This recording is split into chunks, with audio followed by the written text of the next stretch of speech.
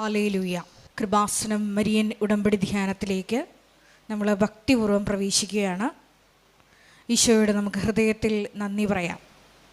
ദൈവപിതാവിനാൽ ആകർഷിക്കപ്പെട്ടിട്ട് പരിശുദ്ധ ദൈവമാതാവ് ജീവനോടെ പ്രത്യക്ഷപ്പെട്ട ഈ ആലയത്തിൽ ഈ സമയം നമ്മളെ ഒരുമിച്ച് കൂട്ടിയ ദൈവപിതാവിൻ്റെ സ്നേഹത്തിന് നമുക്ക് ഹൃദയത്തിൽ നന്ദി പറയാം. 2004 ഡിസംബർ 7 ഉച്ചകഴിഞ്ഞ് 2:30 ഇതുപോലൊരു ആരാധന മധ്യയാണ് ദൈവമാതാവ് സമയഘടികാരം നെഞ്ചിൽ ചാർത്തി ഈ അൾത്താരയിൽ പ്രത്യക്ഷയായിക്കൊണ്ട് ദുരന്തം ഉണ്ടാകുവാൻ പോകുന്നു, പ്രാർത്ഥിക്കണമെന്ന വലിയ ദൈവിക സന്ദേശം കൈമാറിയത്. ജീവിതത്തിൻ്റെ വിവിധ ദുരന്ത മുഖങ്ങളിലായിരുന്നു കൊണ്ടാണ് നമ്മളും പരിശുദ്ധ അമ്മ ജീവനോടെ പ്രത്യക്ഷപ്പെട്ട ഈ ആലയത്തിൽ വന്ന് മരിയൻ ഉടമ്പടിയെടുത്ത് പ്രാർത്ഥിച്ചുകൊണ്ട് ദുരന്ത മുഖങ്ങളെ അതിജീവിക്കുവാൻ, ദൈവകരുണ നമ്മുടെ ജീവിതത്തിൽ സ്വന്തമാക്കുവാൻ ആഗ്രഹത്തോടെ പ്രാർത്ഥിച്ച് ഉടമ്പടി നിബന്ധനകൾ പാലിച്ച് മുന്നേറുന്നത്. ഈ ധ്യാനം നയിക്കുവാൻ പോകുന്ന കൃപാസനത്തിൻ്റെ സ്ഥാപക ഡയറക്ടറായ ബഹുമാനപ്പെട്ട VP ജോസഫ് അച്ഛനെ ദൈവപിതാവിൻ്റെ കരങ്ങളിൽ സമർപ്പിച്ച് നമുക്കൊരു നിമിഷം മൗനമായിട്ട് പ്രാർത്ഥിക്കാം. അച്ഛൻ്റെ ആരോഗ്യത്തെ പ്രത്യേകമായിട്ട് സമർപ്പിച്ച് പ്രാർത്ഥിക്കാം. ഏറ്റെടുത്തിരിക്കുന്ന എല്ലാ ശുശ്രൂഷ മേഖലകളെയും പ്രത്യേകമായിട്ട് അൾത്താരയിൽ സമർപ്പിച്ച് പ്രാർത്ഥിക്കാം.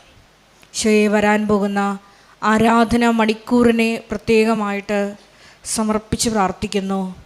ഈശോയെ ആരാധനയിലൂടെ നീളം അച്ഛനിലൂടെ നീ തന്നെ ഞങ്ങളോട് സംസാരിക്കണമേ എന്ന് പ്രാർത്ഥിക്കുന്നു. വചനം നൽകണമേ എന്ന് പ്രാർത്ഥിക്കുന്നു. കൃപാസനത്തിൻ്റെ എല്ലാ ശുശ്രൂഷ മേഖലകളെയും നിർമ്മാണ പ്രവർത്തനങ്ങളെയും ഞങ്ങൾ ഒരു നിമിഷം സമർപ്പിച്ച് പ്രാർത്ഥിക്കുന്നു. ഈശോയെ എല്ലാവരിലേക്കും ദൈവിക കൃപ സമൃദ്ധമായി വർഷിക്കുവാൻ ഈ ആരാധനയിലൂടെ കരുണയാകണമേ എന്ന് പ്രാർത്ഥിച്ചുകൊണ്ട് ദിവ്യകാരുണ്യനാഥനെ വരവേറ്റുകൊണ്ട് നമുക്ക് ഇരുകരങ്ങളും ഉയർത്തി ശക്തമായി സ്തുതിക്കാം. ഹല്ലേലൂയ. ആകെന്നോ പ്രാർത്ഥിച്ച അപ്പോസ്തല സമൂഹത്തിലേക്ക് ആത്മാവിന്റെ ശക്തി അയച്ചതുപോലെ ഞങ്ങളുടെ ഇടയിലേക്കും ആത്മാവിന്റെ പുത്തൻ കാറ്റയക്കണമേ. ഈശോയെ ഞങ്ങളെ പരിശുദ്ധാത്മാവിൽ കുളിപ്പിക്കണമേ, ബുദ്ധി അഭിഷേകം നൽകണമേ. ഹല്ലേലൂയ, ഹല്ലേലൂയ. മഹത്വം, മഹത്വം. ദൈവപിതാവേ നന്ദി, ദൈവപിതാവേ മഹത്വം, ദൈവപിതാവേ ആരാധന. ഹല്ലേലൂയ.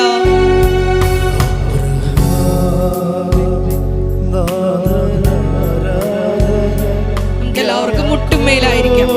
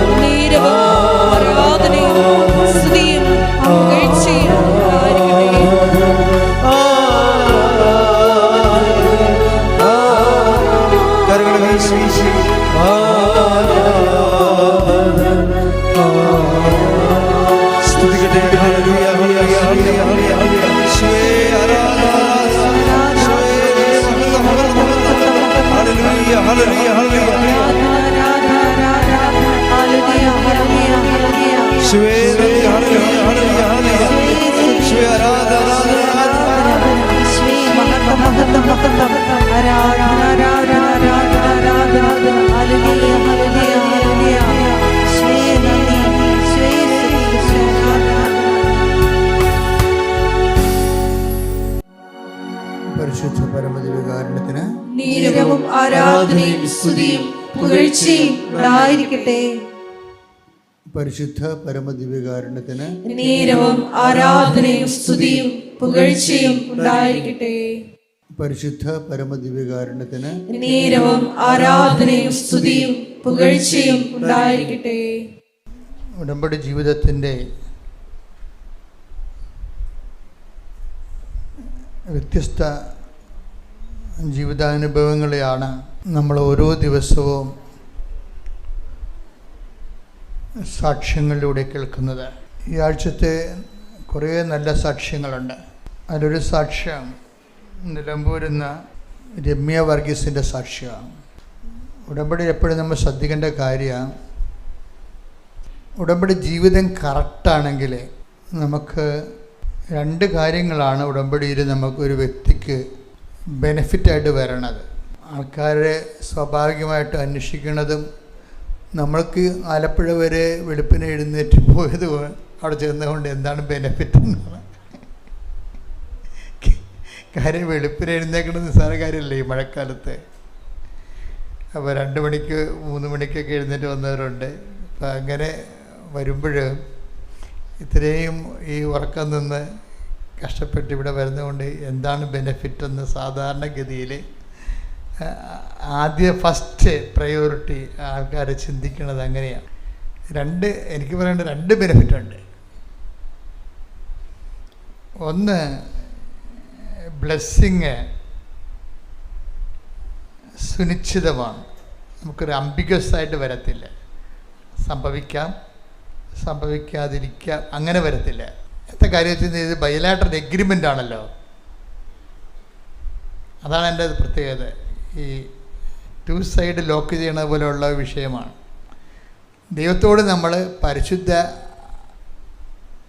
അമ്മയുടെ മധ്യസ്ഥതയിലാണ് ഉടമ്പടി ചെയ്യുന്നത്. അപ്പോൾ കൃപാസനത്തിൽ ഉടമ്പടി ചെയ്യുമ്പോൾ ഉണ്ടാകുന്നൊരു വിഷയം അതുകൂടി നിങ്ങൾ അറിയണം നല്ലതാണ്. ഒരു മനുഷ്യൻ, ഞാൻ ചില സ്ഥലത്ത് ഓർക്കും മലയാളികളായ നമ്മൾ എന്തൊരു ഭാഗ്യവാന്മാരാണെന്ന്. കാര്യം ഈ മലയാള സഭയിലാണല്ലോ ഈ വെളിപ്പാട് വന്ന ഉടമ്പടിയുടെ. ഞാൻ ഓസ്ട്രേലിയയിൽ ധ്യാനിപ്പിക്കാൻ പോയപ്പോൾ അവിടെ ഒരു 8 വൈറ്റായിട്ടുള്ള ആൾക്കാർ വന്നു. അവർ കുറച്ച് ദിവസങ്ങൾ അവിടെ ആ ധ്യാനത്തിൽ പങ്കെടുത്ത്. പക്ഷേ നമ്മളൊരു മലയാളികൾ മലയാളം ധ്യാനം കൂടുന്ന പോലെ അവർക്ക് അത്രയ്ക്ക് ലളിതമായി അഭിഷേകമായിട്ട് കിട്ടാൻ ഭാഷയുടെ പരിമിതികളുണ്ട്. ഞാൻ പറഞ്ഞു വരുന്നത്, നമ്മുടെ സഭയിലെ ദൈവം ഇപ്പം എല്ലാ രാജ്യങ്ങളിലുമൊക്കെ ഇപ്പോൾ ഉടമ്പടി ധ്യാനം നടത്തിയെന്ന് തോന്നുന്നു. ഇനിയിപ്പോൾ ഓസ്ട്രേലിയയിലും സ്വീഡനിലും ജർമ്മനിയിലും ധ്യാനമുണ്ട്. അത് 1 വർഷം 3 ധ്യാനമേ എടുക്കത്തുള്ളൂ. കൃപാസനത്തിൽ അച്ഛൻ എപ്പോഴും ഉണ്ടാകേണ്ടത് കാരണം ഞാൻ പോയാൽ ഒരു 3 ദിവസം 4 ദിവസം കഴിഞ്ഞിട്ട് ധ്യാനം കഴിഞ്ഞിട്ട് അപ്പം തന്നെ അടുത്ത ഫ്ലൈറ്റിൽ പോരും. അവിടെ നിൽക്കാനോ കറങ്ങാനോ ഒന്നും നിൽക്കത്തില്ല.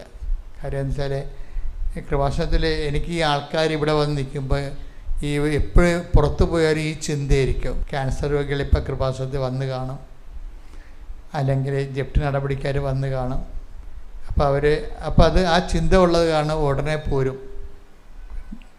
അപ്പം എന്താ വിഷയം എന്ന് പറഞ്ഞത്, മാതാവ് പ്രത്യക്ഷപ്പെട്ട ഇടത്ത് നിന്ന് വേറെ ഒരിടത്തും പോകുന്നത് പ്രത്യേകിച്ച് മാതാവിന് എന്തുമാത്രം പ്രചോദനം ഉണ്ടാകുമെന്ന് അറിയത്തില്ല. പിന്നെ ഞാൻ മുമ്പ് പറഞ്ഞ പോലെ ഒരു ഗുണമെന്ന് പറയുന്നത്, നിങ്ങൾക്ക് ഉണ്ടാകുന്ന ഗുണം, ഉടമ്പടി എടുക്കുമ്പോൾ ഉണ്ടാകുന്ന ഗുണം, കൃപാസനത്തിൽ ഉടമ്പടി എടുക്കുമ്പോൾ ഒരു പ്രത്യേക ഗുണമുണ്ട്. ഞാനെന്നെ പ്രൊമോട്ട് ചെയ്യാൻ വേണ്ടി ഇങ്ങനെ ഒരു ലെവലിൽ സംസാരിക്കുകയല്ല. ഞാൻ എൻ്റെ പ്രാർത്ഥനയിൽ എൻ്റെ മനസ്സിൽ കർത്താവ് തോന്നിച്ച ചില കാര്യങ്ങൾ നിങ്ങളുമായിട്ട് വളരെ സീരിയസ് ആയിട്ട് പങ്കുവെക്കുകയാണ്. അതിലൊരു കാര്യം എന്ന് പറയുന്നത്, കൃപാസനത്തിൽ ഉടമ്പടിയിൽ നമ്മൾ സാക്ഷികളാകേണ്ട ഒരു ആവശ്യം നമ്മളെക്കാളുപരി ദൈവത്തിൻ്റെതാണ്. അതാണ് എൻ്റെ ഒരു പ്രത്യേകത. എന്താ ദൈവത്തിൻ്റെ ആണെന്ന് ചോദിച്ചു കഴിഞ്ഞാൽ, 2004 ഡിസംബർ 7-ാം തീയതി അമ്മ പ്രത്യക്ഷപ്പെടുമ്പോൾ ദുരന്തമുണ്ടാകാൻ പോകുന്നു, പ്രാർത്ഥിക്കണമെന്നാണ് പറഞ്ഞത്. അപ്പോൾ എന്ത് പ്രാർത്ഥിക്കണമെന്ന് നമുക്കറിയത്തില്ലായിരുന്നു. നമ്മളത് കാരണം ആൾക്കാർക്ക് തിരി വെഞ്ചരിച്ച് കൊടുത്തു. 1/2 കിലോ ഉള്ള തിരിയാണ് വെഞ്ചരിച്ച് കൊടുത്തത്. അന്നത്തെ പ്രാർത്ഥനാ ഗ്രൂപ്പുകാർക്ക് 120 പ്രാർത്ഥനാ ഗ്രൂപ്പുകാർക്ക് അന്ന് വെഞ്ചരിച്ച് കൊടുത്തിട്ടുണ്ട് തിരി, 1/2 കിലോ ഉള്ള പച്ചത്തിരി. പച്ചത്തിരി ഇന്ന് നമ്മൾ ഉപയോഗിക്കുന്ന പോലെ നമ്മൾ ഉടമ്പടി പുസ്തകം എഴുതിയപ്പോൾ അമ്മ പറഞ്ഞു തന്ന കളറൊന്നുമല്ല ഞാൻ അന്ന് ഉപയോഗിച്ചത്. മാർക്കറ്റിൽ പോയപ്പോൾ കിട്ടിയത് പച്ചത്തിരിയായിരുന്നു. അതുകൊണ്ട് ഒരു തിരി 1 കിലോ ഉണ്ടായിരുന്നു. അത് അങ്ങനെ 120 എണ്ണം മേടിച്ചു. എന്നിട്ട് 120. എന്നിട്ട് ഞാൻ ഈ ആൾക്കാരോട് പറഞ്ഞു, അന്ന് കടലോരത്ത് എനിക്ക് കുറേ പ്രാർത്ഥനാ ഗ്രൂപ്പുകളുണ്ടായിരുന്നു കൃപാസനത്തിന്. അപ്പോൾ പുന്നപ്പുറ മുതൽ കൊച്ചി വരെയുള്ള പ്രാർത്ഥനാ ഗ്രൂപ്പിന് പറഞ്ഞു കൊടുത്ത്, ഇതുകൊണ്ട് ഇനി കടലോരത്ത് വെച്ച് പ്രാർത്ഥിക്കണം. അപ്പോൾ കടലോരത്തെക്കുറിച്ച് എന്തിനാണ് അങ്ങനെ പറഞ്ഞതെന്ന് എനിക്കറിയത്തില്ല, അതിപ്പോഴും അറിയത്തില്ല. ഞാൻ ചെല്ലാനത്ത് ചെല്ലുമ്പോൾ കഴിഞ്ഞ ഒരു 2-3 വർഷം മുമ്പ് ഞാൻ ചെല്ലാനത്ത് ചെല്ലുമ്പോൾ അവിടുത്തെ ചേട്ടത്തിമാരെല്ലാം എന്നെ കണ്ട് എന്നെ വിളിച്ചുകൊണ്ട് പോയി കടലോരത്ത് കൊണ്ടുപോയി നിർത്തിയിട്ട് ഇവിടെയാണ് ഞങ്ങൾ തിരി കത്തിച്ചതെന്ന് പറഞ്ഞ് എന്നോട്. അച്ഛനന്ന് പറഞ്ഞില്ലേ 2004 തിരി കത്തിച്ച് പ്രാർത്ഥിക്കാൻ, ഇവിടെയാണ് ഞങ്ങൾ തിരി കത്തിച്ചതെന്ന്. അപ്പം ഞാനവിടെ മുട്ട നിന്ന് പ്രാർത്ഥിച്ച്. അപ്പം എനിക്കറിയാവില്ല എൻ്റെ ഗൗരവം എന്താണെന്ന്. അവരെന്ന് പ്രാർത്ഥിച്ചതാണ്, പക്ഷെ ഞാൻ ആ സ്ഥലം കണ്ടപ്പോൾ മുട്ടയിൽ നിന്ന് പ്രാർത്ഥിച്ച്. അപ്പോഴേ അതിന് ശേഷം സുനാമി ഉണ്ടായെന്നുള്ള കാര്യം സത്യമാണ്. പക്ഷേ ഞാനങ്ങനെ ധരിച്ചത് കാരണം ഒരു മടിയനായിട്ടിരുന്ന് അങ്ങനെയല്ല, അമ്മ പറഞ്ഞ ദുരന്തം സംഭവിച്ചല്ലോ എന്നുള്ള രീതിയിലായിരുന്നു എൻ്റെ മനസ്സിൽ ആദ്യത്തെ സെറ്റിൽമെൻറ്റ്. പിന്നെയാണ് ഈ ദുരന്തം ഒഴിയാത്ത ഒരു ലോകത്തെ നമ്മൾ കാണുന്നത്. അതുകൊണ്ടോട് തീർന്നില്ലല്ലോ. പിറ്റേ 2 കൊല്ലം കഴിഞ്ഞപ്പോൾ ചിക്കൻ ഗുനിയ വന്നു. ചിക്കൻ ഗുനിയയുടെ ആൾക്കാർ ഇന്നും കോവിഡ് വന്ന ആൾക്കാർക്ക് വലിയ കുഴപ്പമില്ല, സുഖപ്പെട്ടവർക്ക്. ചിക്കൻ ഗുനിയ സുഖപ്പെട്ടവർ ഇപ്പോഴും മുടന്തി നടക്കുന്നുണ്ട്. ഇപ്പം ചിക്കൻ ഗുനിയ ഒരു 3 വർഷത്തോളം നിന്നായിരുന്നു. ഇവിടെ അന്നൊരു സിസ്റ്റർ വർക്ക് ചെയ്യുന്നുണ്ടായിരുന്നു, അവർക്ക് ഇവിടെ ചിക്കൻ ഗുനിയ പിടിച്ചു. പിന്നെ അവരിങ്ങനെ മുടന്തി നമുക്ക് കണ്ടപ്പോൾ സങ്കടം തോന്നി. അപ്പോഴും എൻ്റെ തലയിൽ ചെന്നില്ല, ഇത് അമ്മ ദുരന്തം ഉണ്ടാകുമ്പോൾ അമ്മ പ്രാർത്ഥിക്കണമെന്ന് പറഞ്ഞ കേസൊക്കെയല്ല ഇത് നടന്നുകൊണ്ടിരിക്കണമെന്ന്. അപ്പോഴെനിക്ക് തോന്നിയില്ല. അതിനുശേഷം പിന്നീട് ഒരു 12 ആയപ്പോൾ നിപ്പ വൈറസ് വന്ന് കുറേ ആൾക്കാരെ നക്കിക്കൊണ്ടുപോയി, വവ്വാല് വന്ന് നക്കിക്കൊണ്ടുപോയി. അപ്പോൾ നമ്മളാരും മരിക്കാഞ്ഞ കാരണം നമുക്ക് ആർക്കും അത് ആ ടെൻഷനില്ല. പക്ഷേ മരിച്ച വീടുകൾ കേരളത്തിലുണ്ട്, എന്തുമാത്രം ഉണ്ടാവും. അവർക്ക് അതിൻ്റെ വേദന എന്താണെന്ന് മനസ്സിലാകും. ഇപ്പോഴും ഈ സാധനം ഇവിടെയൊക്കെ കറങ്ങി കിടക്കുകയാണ് കേരളത്തിൽ. ആൾക്കാരൊക്കെ റംബുട്ടാനൊക്കെ വെട്ടി മാറ്റണം അല്ലേ, എന്താ ആവേശത്തോടെ വെച്ചതാ. റംബുട്ടാനൊക്കെ എന്താ ആവേശത്തോടെയാണ് ആൾക്കാർ വെച്ചത്. അപ്പോൾ ഈ ദിവസങ്ങളിൽ ഈ പലയിടത്തും റംബുട്ടാൻ ഈ വവ്വാല് വരണത് കാരണമേ, റംബുട്ടാൻ പഴുത്ത് കഴിയുമ്പോൾ വവ്വാല് വരുമല്ലേ, വവ്വാലിൻ്റെ കൂടെ നിപ്പ വരുമല്ലേ. അപ്പോൾ കാരണം ആൾക്കാർ പേടിച്ച് റംബുട്ടാൻ വെട്ടുകയാണ്. ഇപ്പം നിങ്ങൾ വീട്ടിൽ പോയി വെട്ടേണ്ട കാര്യമൊന്നുമില്ല കേട്ടോ, നല്ലോണം പ്രാർത്ഥിച്ചാൽ മതി. നമ്മുടെ വിശ്വാസത്തിലല്ലേ നമ്മൾ ജീവിക്കുന്നത്. അപ്പം എന്നാ വിഷയം എന്ന് പറയണത്, ഈ ദുരന്തം എന്ന് പറയുന്ന ഒരു വിഷയം ഇങ്ങനെ ചുമ്മാ ഇങ്ങനെ എവിടെയോ ഏതോ സ്ഥലമെടുത്തവർ സ്വന്തമായിട്ട് ഇവിടെ വീട് വെച്ച് താമസിക്കുകയാണ്. ഒരെണ്ണം കഴിയുമ്പോൾ ഒരെണ്ണം, അത് കഴിയുമ്പോൾ ഒന്ന് സമാധാനമായപ്പോഴാണ് പ്രളയം വന്നത്. പ്രളയം 99 പ്രളയത്തെക്കുറിച്ച് ഞാൻ വീഡിയോ കണ്ടിട്ടുണ്ട്, അതിൻ്റെ പഴയകാല ചിത്രങ്ങൾ. പക്ഷെ അതിനേക്കാളും 3 ദുരന്തമാണ് പിന്നീട് നടന്നത്. അങ്ങനെ 2 പ്രളയം വന്ന്, പിന്നെ അതിൻ്റെ കൂടെ കോവിഡ് 2 പ്രാവശ്യം വന്ന്. അപ്പോൾ ഇത് ഇങ്ങനെ ഒരു 1/4 നൂറ്റാണ്ട് കാലം, അതെ ഇപ്പോൾ 2026 ആയില്ലേ, ഈ 1/4 നൂറ്റാണ്ട് കാലത്തോളം ഇങ്ങനെ മാറി മാറി ദുരന്തങ്ങൾ വന്നുകൊണ്ടിരിക്കുക. ഇതിൻ്റെ കൂടെയാണ് വ്യക്തി ദുരന്തങ്ങളൊക്കെ വരണത്. ഇപ്പം ഈ ദിവസങ്ങളിലുള്ള സാക്ഷ്യങ്ങളിലെ ചിലർ നല്ല കാലത്താണ് ഉടമ്പടി എടുത്തിരിക്കണത്. നല്ല കാലത്ത് എന്ന് വെച്ച് കഴിഞ്ഞാൽ അവർക്ക് ഉടമ്പടി എടുക്കേണ്ട ഒരു പ്രത്യേകിച്ച് കാര്യമൊന്നുമില്ല. പക്ഷെ മാതാവ് അവരോട് പറഞ്ഞ് ഉടമ്പടി എടുത്ത് നിൽക്കുന്നതാണ് നല്ലതെന്ന്. അതെന്താ വെച്ചാൽ നമ്മൾ ദൈവവുമായിട്ട് കുറേ ഇങ്ങനെ സത്യസന്ധമായിട്ട് ജീവിക്കുമ്പോൾ, എൻ്റെ മക്കളെ വളരെ സീരിയസ് ആയിട്ട് ഞാൻ പറയുകയാണ്, ദൈവമായിട്ട് നമ്മൾ വിശ്വാസത്തിൽ ജീവിക്കുകയാണെങ്കിൽ സത്യസന്ധമായിട്ട് ജീവിക്കണം. അല്ലാതെ അഴകുഴമ്പൻ ജീവിതം, നമുക്ക് നമ്മുടെ സമയവും പോകും, കാശും പോകും, കഷ്ടപ്പാടുമാണ് എന്നാൽ ഒന്നും അതുകൊണ്ട് മെച്ചവും ഉണ്ടാകത്തില്ല. അതാണ് ഈ അവിശ്വാസികളും വിശ്വാസികളും തമ്മിലുള്ള വ്യത്യാസം. നമ്മൾ വിശ്വസിക്കുന്നുണ്ടെങ്കിൽ, നിങ്ങൾ ദൈവത്തെ വിശ്വസിക്കുന്നുണ്ടെങ്കിൽ നമ്മളിങ്ങനെ ഒരു മേമ്പടിക്ക് വിശ്വസിച്ചേക്കാം. എന്നിട്ട് നമ്മൾ വിശ്വാസത്തെ നമ്മൾ ആചാരവുമായിട്ട് കണക്ട് ചെയ്ത് കളയും. നമ്മുടെ ഏറ്റവും വലിയ പരാജയം എനിക്ക് മനസ്സിലായത്, വിശ്വാസമുണ്ട്, പക്ഷേ വിശ്വാസത്തെ എന്തു ചെയ്യും? ആൾക്കാർ ആചാരവുമായിട്ട് കണക്ട് ചെയ്യും.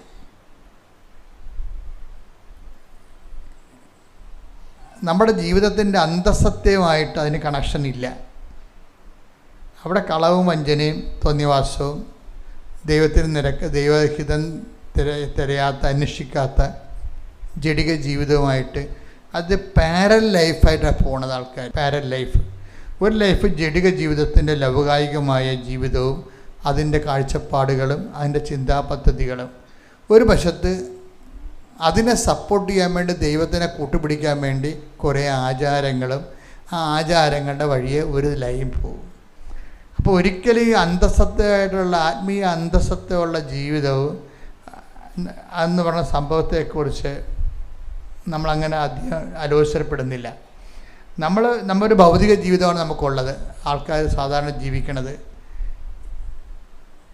ഇപ്പുറത്തുള്ളത് ആചാര ജീവിതമാണ്. അപ്പോൾ ഈ ആചാര ജീവിതം എന്തിനാണെന്ന് ചോദിച്ചു കഴിഞ്ഞാൽ ഭൗതിക ജീവിതത്തിൻ്റെ മെച്ചപ്പെടുത്തലിന് വേണ്ടിയാണ്. ഇതുകൊണ്ട് ദൈവത്തിൻ്റെ സന്നിധി മൂല്യം കുറഞ്ഞു പോകുന്നു മനുഷ്യന്. അത് ഒരു വല്ലാത്തൊരു അവസ്ഥയാണ്. എന്താണ് ഞാനിപ്പോൾ അച്ഛനായിട്ട് 40 വർഷം, ഉടമ്പടിയുടെ 15 അപ്പോൾ 11-ാം വർഷം, ഉടമ്പടിയുടെ 11-ാം വർഷം. ഈ ഉടമ്പടിയുടെ 11-ാം വർഷവും സുവിശേഷ വേലയുടെ 40-ാം വർഷവും പൂർത്തിയാക്കിയിട്ട് ഞാനങ്ങനെ നിൽക്കുമ്പോൾ എൻ്റെ മനസ്സിൽ വരുന്ന ഏറ്റവും വലിയൊരു വിഷയം, ഈ മനുഷ്യന്മാർക്കുള്ളതെന്ന് പറയുന്നത് ഒരു ലോക ജഡിക ജീവിതമാണ്. ആൾക്കാർ പിന്നെ ചെയ്യണമെന്ന് പറയണത്, ഈ ജഡിക ജീവിതത്തിൽ നമ്മുടെ ചില പരാജയങ്ങൾ വരുമ്പോൾ ആചാര ജീവിതം നമ്മൾ അതിൻ്റെ അകത്ത് ഒരു സപ്പോർട്ടിന് വേണ്ടി എടുക്കും. ഒരു സപ്പോർട്ടാണ് ഉദ്ദേശിക്കുന്നത്. ആചാര ജീവിതം കൊണ്ട് ആത്മീയത എന്ന് പറയുന്നത് ഇവിടെ മലയാളികൾക്ക് ആചാരമാണ്. ആത്മീയത എന്ന് പറയുന്ന സംഭവം ഇല്ല നമുക്ക്. അതിന് പകരം ഒരു ആചാരങ്ങളുടെ എന്തോ ആകത്തുകയാണ് കേട്ടാണ് ആത്മീയതയായിട്ട് നമ്മൾ കൊണ്ടു നടക്കുന്നത്. അപ്പോൾ ഇങ്ങനെ വരുമ്പോൾ എന്താ വിഷയം എന്ന് പറയുമ്പോൾ, എന്താണ് കുഴപ്പമെന്ന് നിങ്ങൾ എന്നോട് ചോദിച്ചാൽ ഞാൻ പറയും, ദൈവതിരുസന്നിധിയിൽ മൂല്യം കുറഞ്ഞു പോകും. അതാണ് വിഷയം. കാരണം ദൈവം ജീവിതത്തിൽ കക്ഷിയല്ല. ദൈവം ജീവിതത്തിൽ ഡയറക്റ്റ് നമ്മുടെ ജീവിതത്തിൽ ഡയറക്റ്റ് കക്ഷിയല്ല. നമ്മളത് അനുവദിക്കത്തുമില്ല. പണ്ട് ലെഗ്യോൻ വന്നപ്പോൾ, കർത്താവ് അടുത്ത് വന്നപ്പോൾ ലെഗ്യോൻ ചോദിച്ചില്ലേ? എന്താ ചോദിച്ചത്? നിനക്ക് എന്താണ് എൻ്റെ കാര്യത്തിൽ നീ എന്തിന് ഇടപെടുന്നു? അത് നിസ്സാര ചോദ്യമല്ല, വലിയ ഗുരുതരമായൊരു ചോദ്യമാണ്. Take the word of God. ശ്രുതിക്കട്ടെ. Hallelujah, hallelujah, hallelujah, hallelujah, hallelujah. യേശുവേ നന്ദി. Hallelujah, hallelujah, hallelujah, hallelujah, hallelujah, hallelujah. യേശുവേ ആരാധന, ആരാധന, ആരാധന, ആരാധന.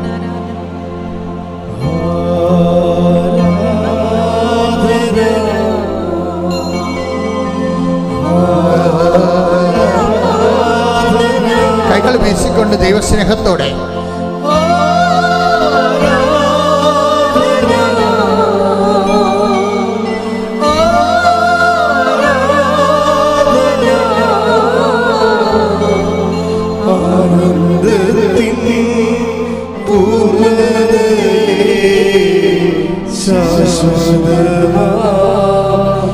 സന്തോഷമേ ആനന്ദത്തിൻ പൂർണ്ണതേ ശാശ്വതമാ സന്തോഷമേ. ആരാധന.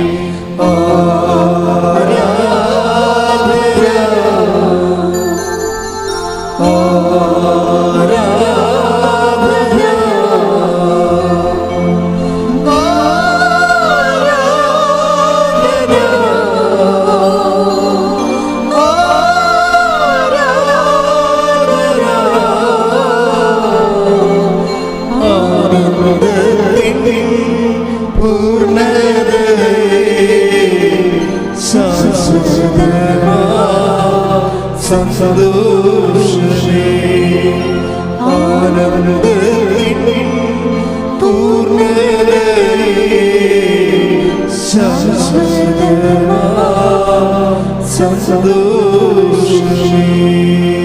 Praise the Lord. Praise the Lord. ലൂക്ക 8:28. ലൂക്ക 8:28. യേശുവിനെ കണ്ടപ്പോൾ അവൻ നിലവിളിച്ചുകൊണ്ട് അവന്റെ മുമ്പിൽ വീണ് ഉറക്കെ പറഞ്ഞു, യേശുവേ അത്യുന്നതനായ ദൈവത്തിന്റെ പുത്ര, നീ എന്തിന് എന്റെ കാര്യത്തിൽ ഇടപെടുന്നു? എന്നെ പീഡിപ്പിക്കരുതെന്ന് ഞാൻ നിന്നോട് അപേക്ഷിക്കുന്നു. അപ്പോൾ ഇതിൻ്റെ ഒരു വിഷയം എന്ന് പറഞ്ഞത് ഒരു നിലപാടിൻ്റെ ഭാഗമാണിത്. പിശാചിൻ്റെ ഒരു ആധ്യാത്മികതയാണത്. ഇപ്പം കേട്ടത് സ്പിരിച്വാലിറ്റി ഓഫ് എ സൈറ്റൻ ലെഗ്യൂൺ. അയാളങ്ങനെ പറയുന്നതിൽ അയാളുടെ ഒരു ഷൂസിൽ നിന്ന് നമ്മൾ കാര്യങ്ങൾ കാണുകയാണെങ്കിൽ വലിയ തെറ്റില്ല. ഒരു ഡീസൻറ്റ് മനുഷ്യനാണ് ഈ ചെകുത്താൻ എന്ന് പറഞ്ഞ ആൾ. എന്താ കാര്യം, അയാളെ ഒരു കാര്യം പറയുന്നുണ്ട്, യേശുവേ മഹോന്നതനായ ദൈവത്തിൻ്റെ പുത്ര. അത് കണ്ട അവിടെ നിന്ന് ദൈവത്തിൻ്റെ മഹത്വത്തിലൊന്നും പുള്ളി പാര വെക്കുന്നൊന്നുമില്ല. അത് പുള്ളിക്ക് അറിയാവുന്ന കാര്യമാണ്. അത് ഇടയ്ക്കൊക്കെ പിശാച് പറയും, നീ ആരാണെന്ന് എനിക്കറിയാം, ദൈവത്തിൻ്റെ പരിശുദ്ധനെന്നൊക്കെ പറയുന്നില്ലേ. ഈ നോസ് ആളിന് ആ കാര്യങ്ങൾ അറിയാം. പക്ഷേ ഇവിടെ പ്രോബ്ലം എന്ന് വെച്ച് കഴിഞ്ഞാൽ ജീവിതത്തിൽ ദൈവത്തെ കൂട്ടാൻ പിശാചിന് പറ്റത്തില്ല.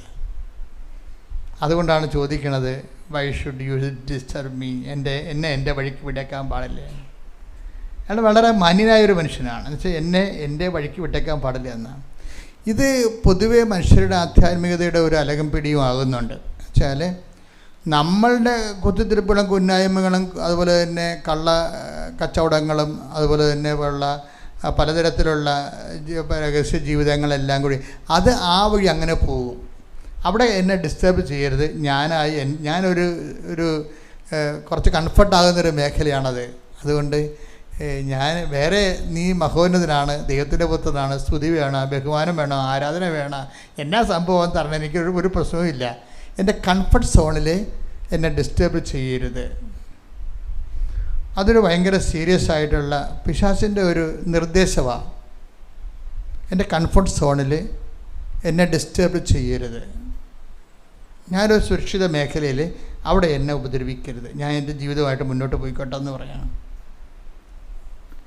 ഇത് പിശാചിനും അല്ലെങ്കിൽ മനുഷ്യന്മാർക്കും ചില സമയത്ത് ഇതൊരു നിലപാട് ദൈവത്തോടുണ്ടാവും. ദൈവത്തോട് നിലപാടുണ്ടാകും. അപ്പോൾ ഈ ഉടമ്പടിയുടെ വഴിക്ക് പോകും. പക്ഷേ നമ്മൾ ചിലപ്പോൾ അനിയൻ്റെ സ്വത്ത ചേട്ടൻ്റെ സ്വത്ത നമ്മുടെ വീടിൻ്റെ മുറ്റത്തുണ്ടെങ്കിൽ അത് എടുക്കത്തുമില്ല, നമ്മൾ വിൽക്കാൻ അനുവദിക്കത്തുമില്ല. അതാണ് വിഷയം.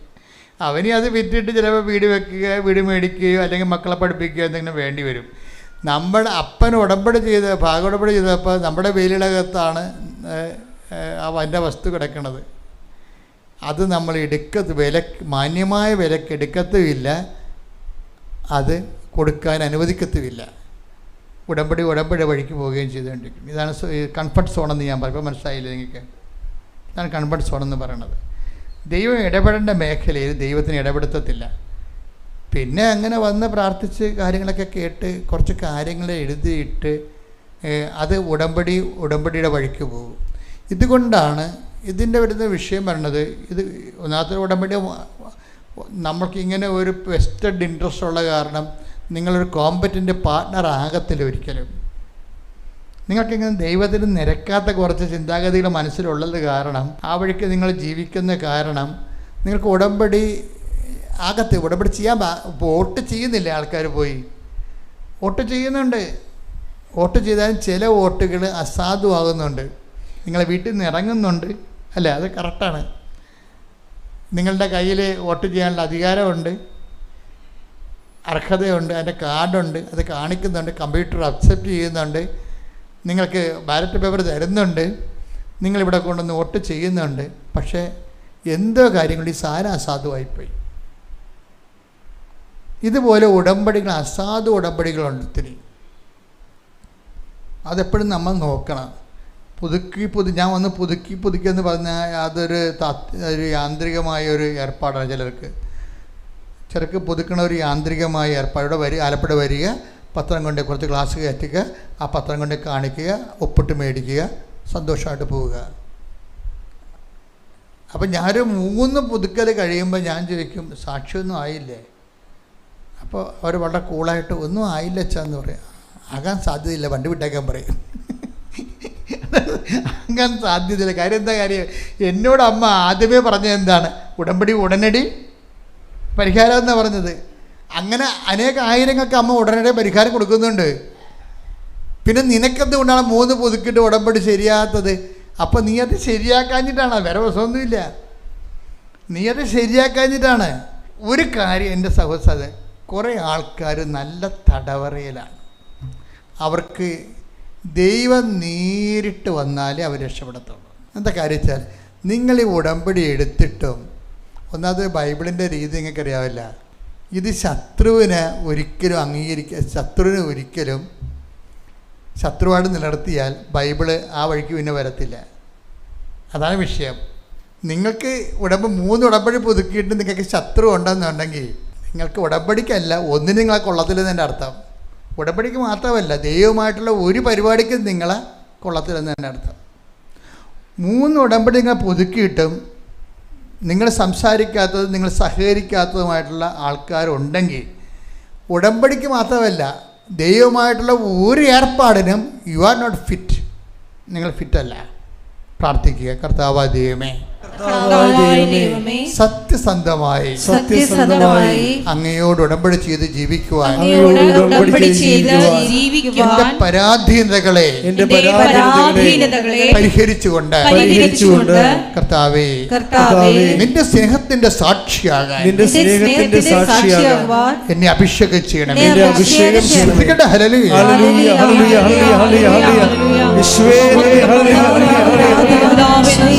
ദൈവപിതാവേ മഹത്വം, ദൈവപിതാവേ ആരാധന. ഹല്ലേലൂയ.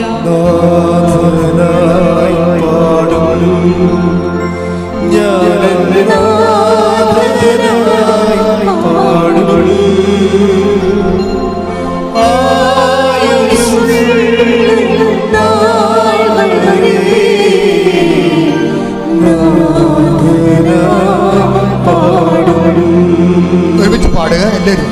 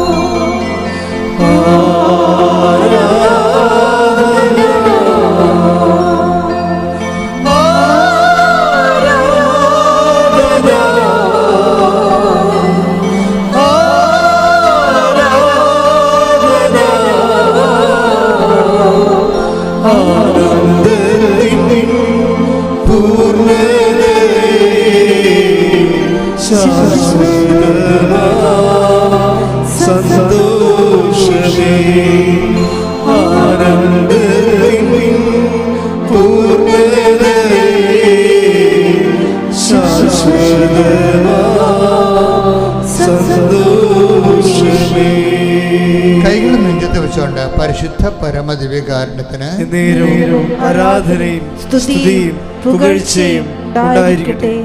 ഹൃദയ സന്തോഷത്തോടെ പരിശുദ്ധ പരമദിവ്യകാരുണ്യത്തിന് ആരാധനയും സ്തുതിയും പുകഴ്ചയും ദിവ്യകാരുണ്യത്തോടുള്ള ഭക്തിയോടെ പരിശുദ്ധ പരമദിവ്യകാരുണ്യത്തിന് ആരാധനയും സ്തുതിയും പുകഴ്ചയും ഒരുമിച്ച് പാടുക. ആനന്ദത്തിൽ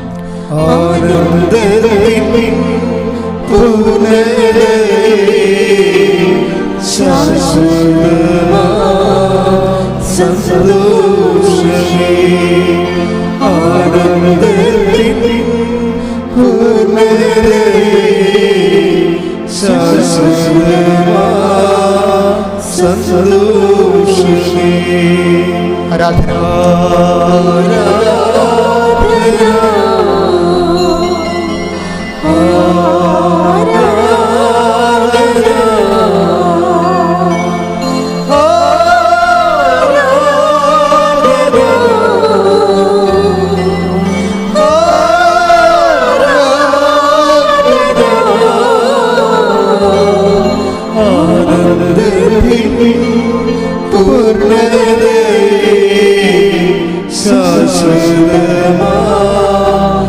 സന്തോഷമേ ആനന്ദത്തിൻ പൂർണ്ണതേ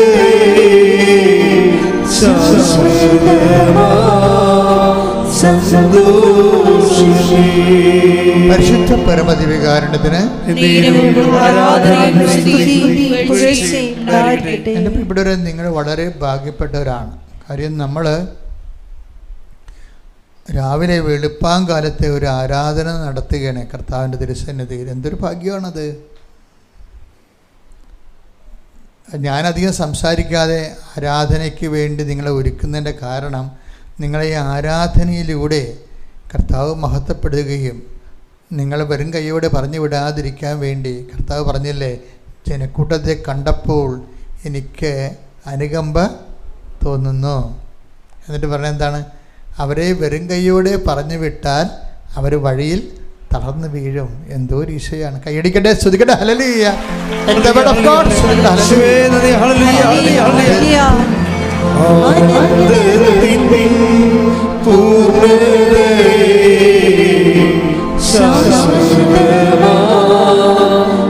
സന്തോഷമേ ആനന്ദത്തിൻ പൂർണ്ണതേ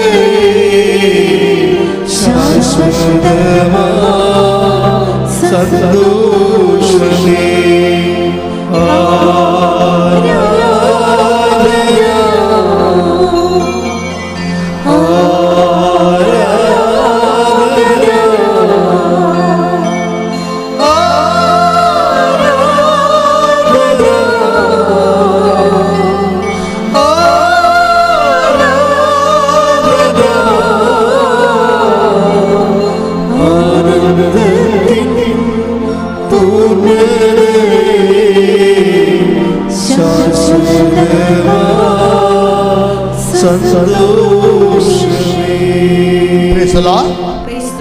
മത്തായി 15:32.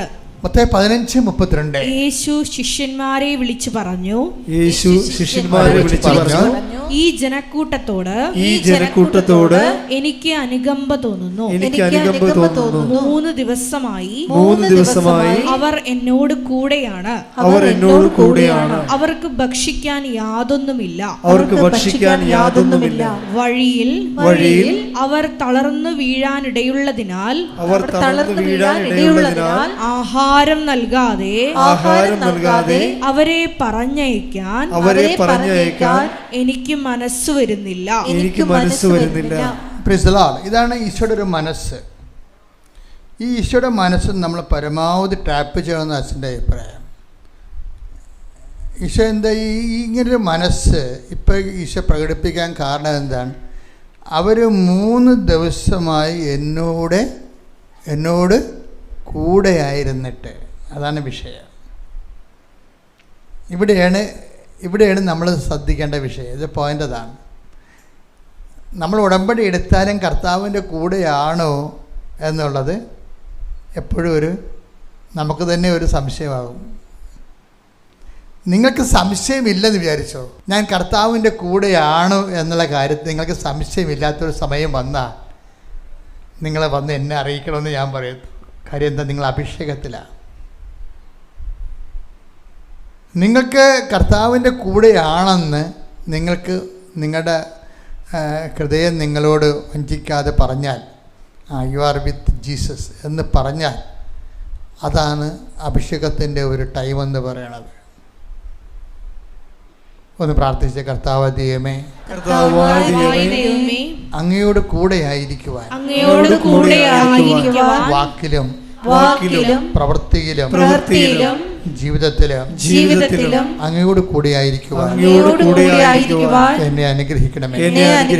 അമ്മേ പരിശുദ്ധമ്മേ, കൃപാസനത്താറേ, ജീവനോടെ പ്രത്യക്ഷപ്പെട്ട ദേവമാതാവേ, ഈശോയുടെ കൂടെയായിരിക്കുവാൻ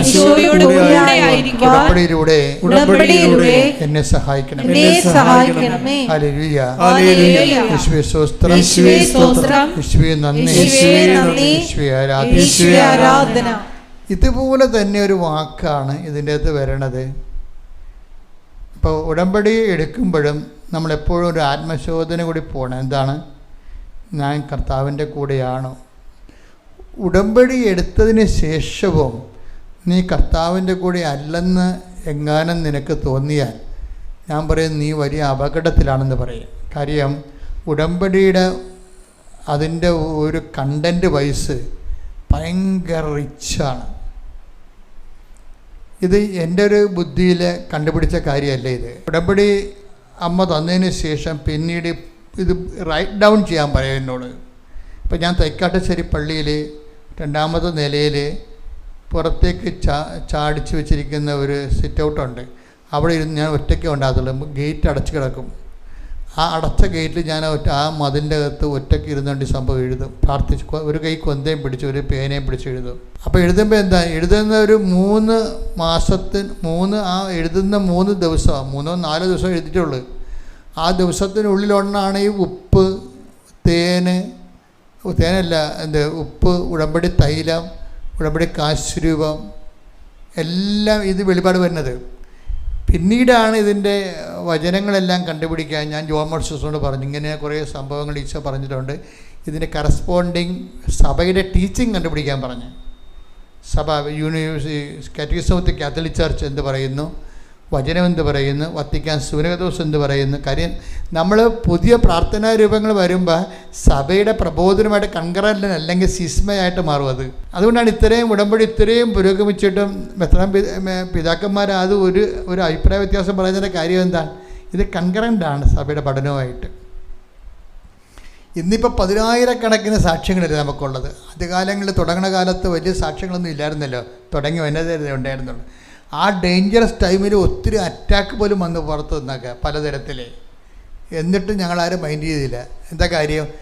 അമ്മ തന്നിരിക്കുന്ന വെളിപാടുകൾ കറക്റ്റാണെന്ന് ഞങ്ങൾക്ക് ആന്തരിക ബോധ്യം ഉണ്ടായി. അതുകൊണ്ട് ഒരു വിഷയം മാറ്റാതെ അതേപടി തന്നെ മുന്നോട്ട് പോയി. പക്ഷേ എന്താ വിഷയമെന്ന് പറയണത്? എൻ്റെ സഹോദരൻ ശ്രദ്ധിക്കേണ്ട ഒരു വിഷയം, ഉടമ്പടി എടുത്തിട്ടും നമുക്കൊരാളിന് കർത്താവിൻ്റെ കൂടെ ആകാൻ പറ്റുന്നില്ലെങ്കിൽ അയാളൊരു ഡേഞ്ചറസ് പേഴ്സണാണ്, ഒരു ക്രിമിനലാണെന്ന് ഞാൻ പറയും. നമുക്കങ്ങനെ ആൾക്കാരെ ചാപ്പ കുത്താൻ പറ്റത്തില്ല. പക്ഷെ എന്നാലും ഉടമ്പടി എടുത്തിട്ടും ഈ തരികിട പരിപാടിയൊക്കെ ആയിട്ടാണ് ഇയാൾ പോണത്. ചുമ്മാ വയറ്റിപ്പഴപ്പിന് വേണ്ടി എന്തെങ്കിലും അനുഗ്രഹം ഈ അടിച്ചു മാറ്റാൻ വേണ്ടിയുള്ള തരികിട കാണിക്കുകയാണ് ദൈവത്തോടെങ്കിൽ ഹീസ് ഇൻ ഡേഞ്ചറസ് സോൺ. എന്താ കാര്യത്തിൽ ദൈവത്തെ ദുരുപയോഗിക്കുന്നു. അയാൾ മാറാൻ ഉദ്ദേശിക്കുന്നില്ല. ദൈവത്തെ അയാളുടെ ജീവിതത്തിലേക്ക് പ്രവർത്തിക്കാൻ ഉദ്ദേശിക്കുന്നില്ല. ദൈവം അയാളുടെ കൂടെ ജീവിക്കാൻ അദ്ദേഹം സമ്മതിക്കണില്ല. ദൈവത്തിൻ്റെ കൂടെ ജീവിക്കാൻ അദ്ദേഹം മനസ്സില്ല. പിന്നെ എന്താണ്? അനുഗ്രഹത്തിന് വേണ്ടി എന്തൊക്കെ ആചാരം കാണിച്ചു വെച്ച് നമ്മൾ പറ്റുമെങ്കിൽ അവർ അങ്ങനെയുള്ളവർ ചെയ്യത്തില്ല. അവർ ഭാര്യയെ കൊണ്ട് ഉടമ്പടി എടുപ്പിക്കത്തുള്ളൂ. ഭാര്യയെ കൊണ്ട് ഉടമ്പടി എടുപ്പിക്കുമ്പോൾ തന്നെ ഓർപ്പിക്കുക, ആ കുടുംബ ഉടമ്പടിയിലല്ല ഉടനെ. എന്താ കാര്യം? നിൻ്റെതാണ് ആവശ്യം. അപ്പം നിനക്കതിൻ്റെ അകത്ത് സന്മനസ്സില്ല. കർത്താവുമായിട്ട് ഉടമ്പടി ചെയ്യാനും ഉടമ്പടി അനുസരിച്ച് ജീവിക്കാനും നിനക്ക് മനസ്സുകൊണ്ട് താല്പര്യമില്ല. നിൻ്റെ മനസ്സിൽ പിന്നെയും പിന്നെ വേറെ ഒരു ഐറ്റം ആൾക്കാരുണ്ട്. അവർ ഉടമ്പടി ചെയ്യണമെന്ന് പറയുമ്പോൾ 3 മാസം അല്ലേ എന്ന് പറയാം. 3 മാസം അല്ലേ, 3 മാസം കഴിയുമ്പോൾ പിന്നെ അവർക്കിഷ്ടമുള്ള പോലെ തോന്നിവാസ ജീവിതം നയിക്കാതെ നമുക്ക് ദൈവമായിട്ട് അങ്ങനെ ഒരു റിലേഷൻ പറ്റുമോയെന്ന് എനിക്കറിയത്തില്ല. 3 മാസത്തേക്ക് വെടിപ്പും മെനയുമായിട്ട് നടക്കും. 3 മാസം കഴിയുമ്പോൾ പിന്നെ ദൈവത്തിന് നിരക്കാത്ത ജീവിതം ജയിക്കും. അങ്ങനെ ദൈവമായിട്ട് അങ്ങനെ ഒരു ഉടമ്പടിക്ക് സാധ്യതയില്ല. നിങ്ങൾക്കറിയാമല്ലോ, ദൈവത്തിന് 3 മാസമോ അല്ലെങ്കിൽ നമ്മളെപ്പോലുള്ള 70 കൊല്ലമൊന്നും അല്ല. ദൈവം നിത്യദൈവമായിട്ടുള്ളൊരു സന്ധി നിൽക്കുന്ന കാരണം ഒരു ഉടമ്പടികളും 3 മാസമായിട്ട് ചെയ്യാൻ പറ്റത്തില്ല. പിന്നെ നമ്മളെന്ത് എലിസബത്തും ഭവനത്തിൽ മാതാവ് ഇരുന്നതിൻ്റെ അനുസ്മരണയാണിത്. ഹൊബേദ് ഹെറോദിൻ്റെ വീട്ടിലെ വാഗ്ദാന പേടകം ഇരുന്നതിൻ്റെ അനുസ്മരണയാണ് 90 ദിവസം. അതാണ് ഒരു ഘടകമെന്ന് പറയണത്. അപ്പോൾ അതിൻ്റെ ബൈബിൾ കോൺസെപ്റ്റ് എടുത്തിട്ടാണ് ഈ 90 ദിവസം ഒരു ഒരു ഒരു ഒരു ഘടകം, ഒരു ഫസ്റ്റ് സ്റ്റെപ്പ് എന്നുള്ള രീതിയിൽ അത് എടുത്തിരിക്കണത്. പക്ഷെ ചില ആൾക്കാർ ഇപ്പോൾ ഈ സാക്ഷ്യങ്ങൾ കേൾക്കുമ്പോൾ എനിക്ക് മനസ്സിലാകുന്നത് വെച്ചാൽ ഉടമ്പടി ഭയങ്കര ഒരു വിജയ രീതിയിലാണ് ഇപ്പോൾ പോയിക്കൊണ്ടിരിക്കുന്നത്. കാരണം ഉടമ്പടി ഒരു മനുഷ്യൻ്റെ എല്ലാ തരത്തിലുള്ള ജീവിത സംഘർഷങ്ങളെ എല്ലാം അവനെ അഭിമുഖീകരിക്കാൻ പഠിപ്പിച്ചും ജയിപ്പിച്ചും കൊണ്ട് ഉടമ്പടി വിജയമാതാവിൻ്റെ ഉടമ്പടി മുന്നേറുന്നത് നമുക്ക് കാണാം. അപ്പോൾ ഈ അവരുടെ സാക്ഷ്യങ്ങൾ കേൾക്കുമ്പോൾ എനിക്ക് തോന്നും ആ ഉടമ്പടി തന്നെയാണ് ദൈവത്തിൻ്റെ അനുഗ്രഹത്തിൻ്റെ അവസാന വാക്കെന്ന്. കൈയടിച്ച് ശ്രദ്ധിക്കട്ടെ. ഹല്ലേലൂയ.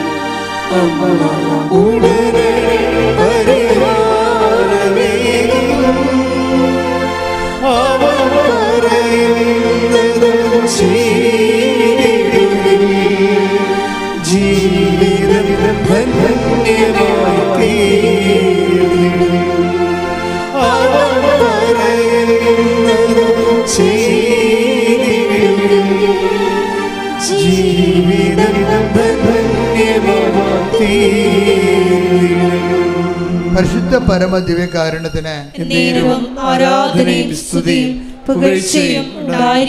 ഇന്നലെ വൈകുന്നേരം നമ്മുടെ നിലമ്പൂരിൽ നിന്ന് രമ്യ വർഗീസ് എന്നും പറഞ്ഞ് ഞാൻ ആദ്യം പറഞ്ഞായിരുന്നു ആ സാക്ഷ്യത്തെക്കുറിച്ച്. വൈകുന്നേരം ഇന്നലെ ഒരു 3-4 മണിയായപ്പോൾ രമ്യ വർഗീസ് എന്നും പറഞ്ഞൊരു സഹോദരി ഒരു ഉടമ്പടി സാക്ഷ്യം പറഞ്ഞിട്ടുണ്ട്. അവർ 2021 ഉടമ്പടിക്കാരുത്തിയാണ്. ഇപ്പം എത്ര കൊല്ലമായി? 6 കൊല്ലമായി. 6 കൊല്ലമായിട്ട് ഒരു ഉടമ്പടിയില്ല, 5 കൊല്ലമായിട്ട് ഉടമ്പടിയില്ല. ഇനി ഈ രമ്യ വർഗീസ് ഇവിടെ ആദ്യം വരുമ്പോൾ ഹസ്ബൻഡിന് ഗുരുതരമായ രോഗമാണ്. അവർ ഇന്നലെ സാക്ഷ്യം അങ്ങനെ പറഞ്ഞു. എനിക്ക് ഇവരെ അറിയത്തില്ല, സാക്ഷ്യം കേട്ടപ്പോൾ ഞാൻ ശ്രദ്ധിച്ചെന്നേ ഉള്ളൂ. ഇപ്പോൾ അതിനുശേഷം അവർ പറഞ്ഞത് അച്ഛനെ ഞാൻ ഭർത്താവുമായിട്ട് വന്ന് കണ്ടു അത്താറയിൽ. ഭർത്താവിൻ്റെ തലയിലച്ഛൻ കൈവച്ച് പ്രാർത്ഥിച്ചതിന് ശേഷം എന്നെ തട്ടിയെന്നാണ് പറഞ്ഞത്. എൻ്റെ അർത്ഥം എന്താണ്? എനിക്കത് മനസ്സിലായെന്ന്. അതാണ് അഭിഷേകം എന്ന് പറഞ്ഞത്. എനിക്കത് മനസ്സിലായെന്ന്. എന്താണ്? ദൈവഹിതം സ്വീകരിക്കണം. അതാണ് എൻ്റെ അർത്ഥം. അപ്പം ഞാൻ അവരുടെ ശരീരത്തിട്ട് ഇങ്ങനെ അവരുടെ ഭുജത്തിട്ട് ഇങ്ങനെ തട്ടുമ്പോൾ ഹി ഗോട്ട് അനോയിൻറ്റഡ്. അവർക്ക് അനോയിൻറ്റിങ് കിട്ടി. എന്താ കാര്യം? അവരിവിടെ കയറി വരുമ്പോൾ അമ്മ പറഞ്ഞായിരുന്നു ദുരന്തം ഉണ്ടാകാൻ പോകുന്നു, പ്രാർത്ഥിക്കണം. അപ്പോൾ അവർക്ക് മനസ്സിലായി ഉടമ്പടി എടുക്കാൻ അമ്മ ഉദ്ദേശിക്കുന്നുണ്ടെന്ന്. അപ്പോൾ ഭർത്താവുമായിട്ട് പോയി ഉടമ്പടി എടുത്തു. ഭർത്താവിനെ കൊണ്ടുവന്നു കഴിഞ്ഞ് പ്രാർത്ഥിച്ചു കഴിഞ്ഞപ്പോൾ ഞാൻ ഇവളെ തട്ടി. എന്നതിൻ്റെ അർത്ഥം എന്താ? ദൈവഹിത എന്തായാലും അത് സ്വീകരിക്കണം. എനിക്കപ്പോഴേ അത് മനസ്സിലായി, ആ ദൈവഹിതമാണ് വരുന്നത്. അപ്പം ഞാൻ അതിന് ശേഷം എൻ്റെ മനസ്സ് ഞാൻ ഒരുക്കി ദൈവഹിതം സ്വീകരിക്കാൻ വേണ്ടി. എൻ്റെ ഭർത്താവ് താമസിയാതെ കർത്താവിൻ്റെ അടുത്തേക്ക് പോയെന്നു. പക്ഷെ പിന്നീടുള്ള ലൈഫ് നമ്മൾ നോക്കണം. ആ ഉടമ്പടിയിൽ ചില ആൾക്കാർ ഇങ്ങനെ എന്തെങ്കിലും സംഭവിച്ചു കഴിഞ്ഞാൽ അതോടുകൂടി ഉടമ്പടി അവസാനിപ്പിച്ച് കളയും. ഇവളെ 3 കുഞ്ഞുങ്ങളും അതിനെ ഉള്ളത്, എല്ലാം കൈക്കുഞ്ഞുങ്ങളാണ്. 2 വയസ്സ് 4 വയസ്സൊക്കെ ഉള്ള കുഞ്ഞുങ്ങളാണ് ഉള്ളത്. ഈ 3 കുഞ്ഞുങ്ങൾ പ്രായമായ 2 മാതാപിതാക്കന്മാർ. അപ്പം നിലമ്പൂർ വനത്തിൻ്റെ അരികിൽ താമസിക്കുക. അപ്പോൾ എന്നാ വിഷയം എന്ന് വെച്ച് കഴിഞ്ഞാൽ അപ്പോൾ വനത്തിൻ്റെ അരികിൽ ഇപ്പോൾ നിങ്ങൾക്കറിയാവില്ല, അവർ പറയുന്നുണ്ട് വെള്ളപ്പൊക്കത്തിൻ്റെ കെടുതിയുള്ള സ്ഥലമാണ് ഇത്, ഞങ്ങൾ താമസിക്കണത്. ഒരു ഓടിട്ട ചെറിയ വീടാണ്. അവിടെ 2 മാതാപിതാക്കന്മാരുണ്ട്, 3 കുഞ്ഞുങ്ങളുണ്ട്. എനിക്ക് ഇങ്ങനെ ഒരു സംഭവം ഉണ്ടായിട്ട് ഞാൻ എനിക്കിതിൻ്റെ ആവിയും പുകയും ഒന്നും കർത്താവ് എന്നെ ഏൽപ്പിക്കണില്ല. അതാണ് വിഷയം. അത് നിങ്ങളറിയാം, ഉടമ്പടിയുടെ വേറെ ഒരു ലോകമുണ്ട്. കാര്യം ഇവരെന്ന് വെച്ച് കഴിഞ്ഞാൽ ഉടമ്പടിയെ എന്ന് പറഞ്ഞാൽ ഉടമ്പടിയോടാണ് ഉടമ്പടിക്കാണ് പ്രാധാന്യം കൊടുക്കുന്നത്, അല്ല ഉടമ്പടിയിലൂടെ ലഭിക്കുന്ന ആനുകൂല്യങ്ങൾക്കല്ല. ചില ആൾക്കാരുടെ സമീപനങ്ങളിൽ ചിലക്ക് വ്യത്യാസമുണ്ട്.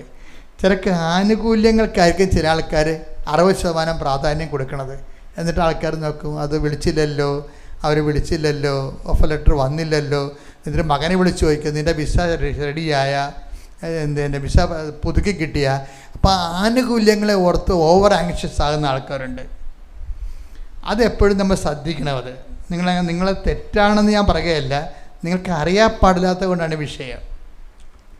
അറിയാൻ പാടില്ലാത്തത് കൊണ്ട്. കാര്യം നമ്മൾ ആനുകൂല്യങ്ങൾക്ക് അമിത പ്രാധാന്യം കൊടുത്ത് നമ്മൾ ഇൻട്രാക്ട് ചെയ്ത ദൈവമായിട്ട് നമുക്ക് ഒരു സ്മൂത്ത് ഈസി ആയിട്ടുള്ള ഒരു ജീവിതം പറ്റത്തില്ല.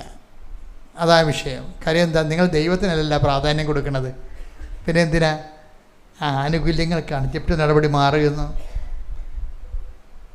നിങ്ങൾക്കറിയാവില്ലേ, എന്തെല്ലാം മാറിയ ഒരു ഭർത്താവ് തന്നെ കയ്യിൽ നിന്ന് പോയി, എന്നിട്ടും കർത്താവ് കൂടെ ഉള്ളത് കൊണ്ട് അവൾ ആ സംഗീതമൊക്കെ പറയുന്നുണ്ട്.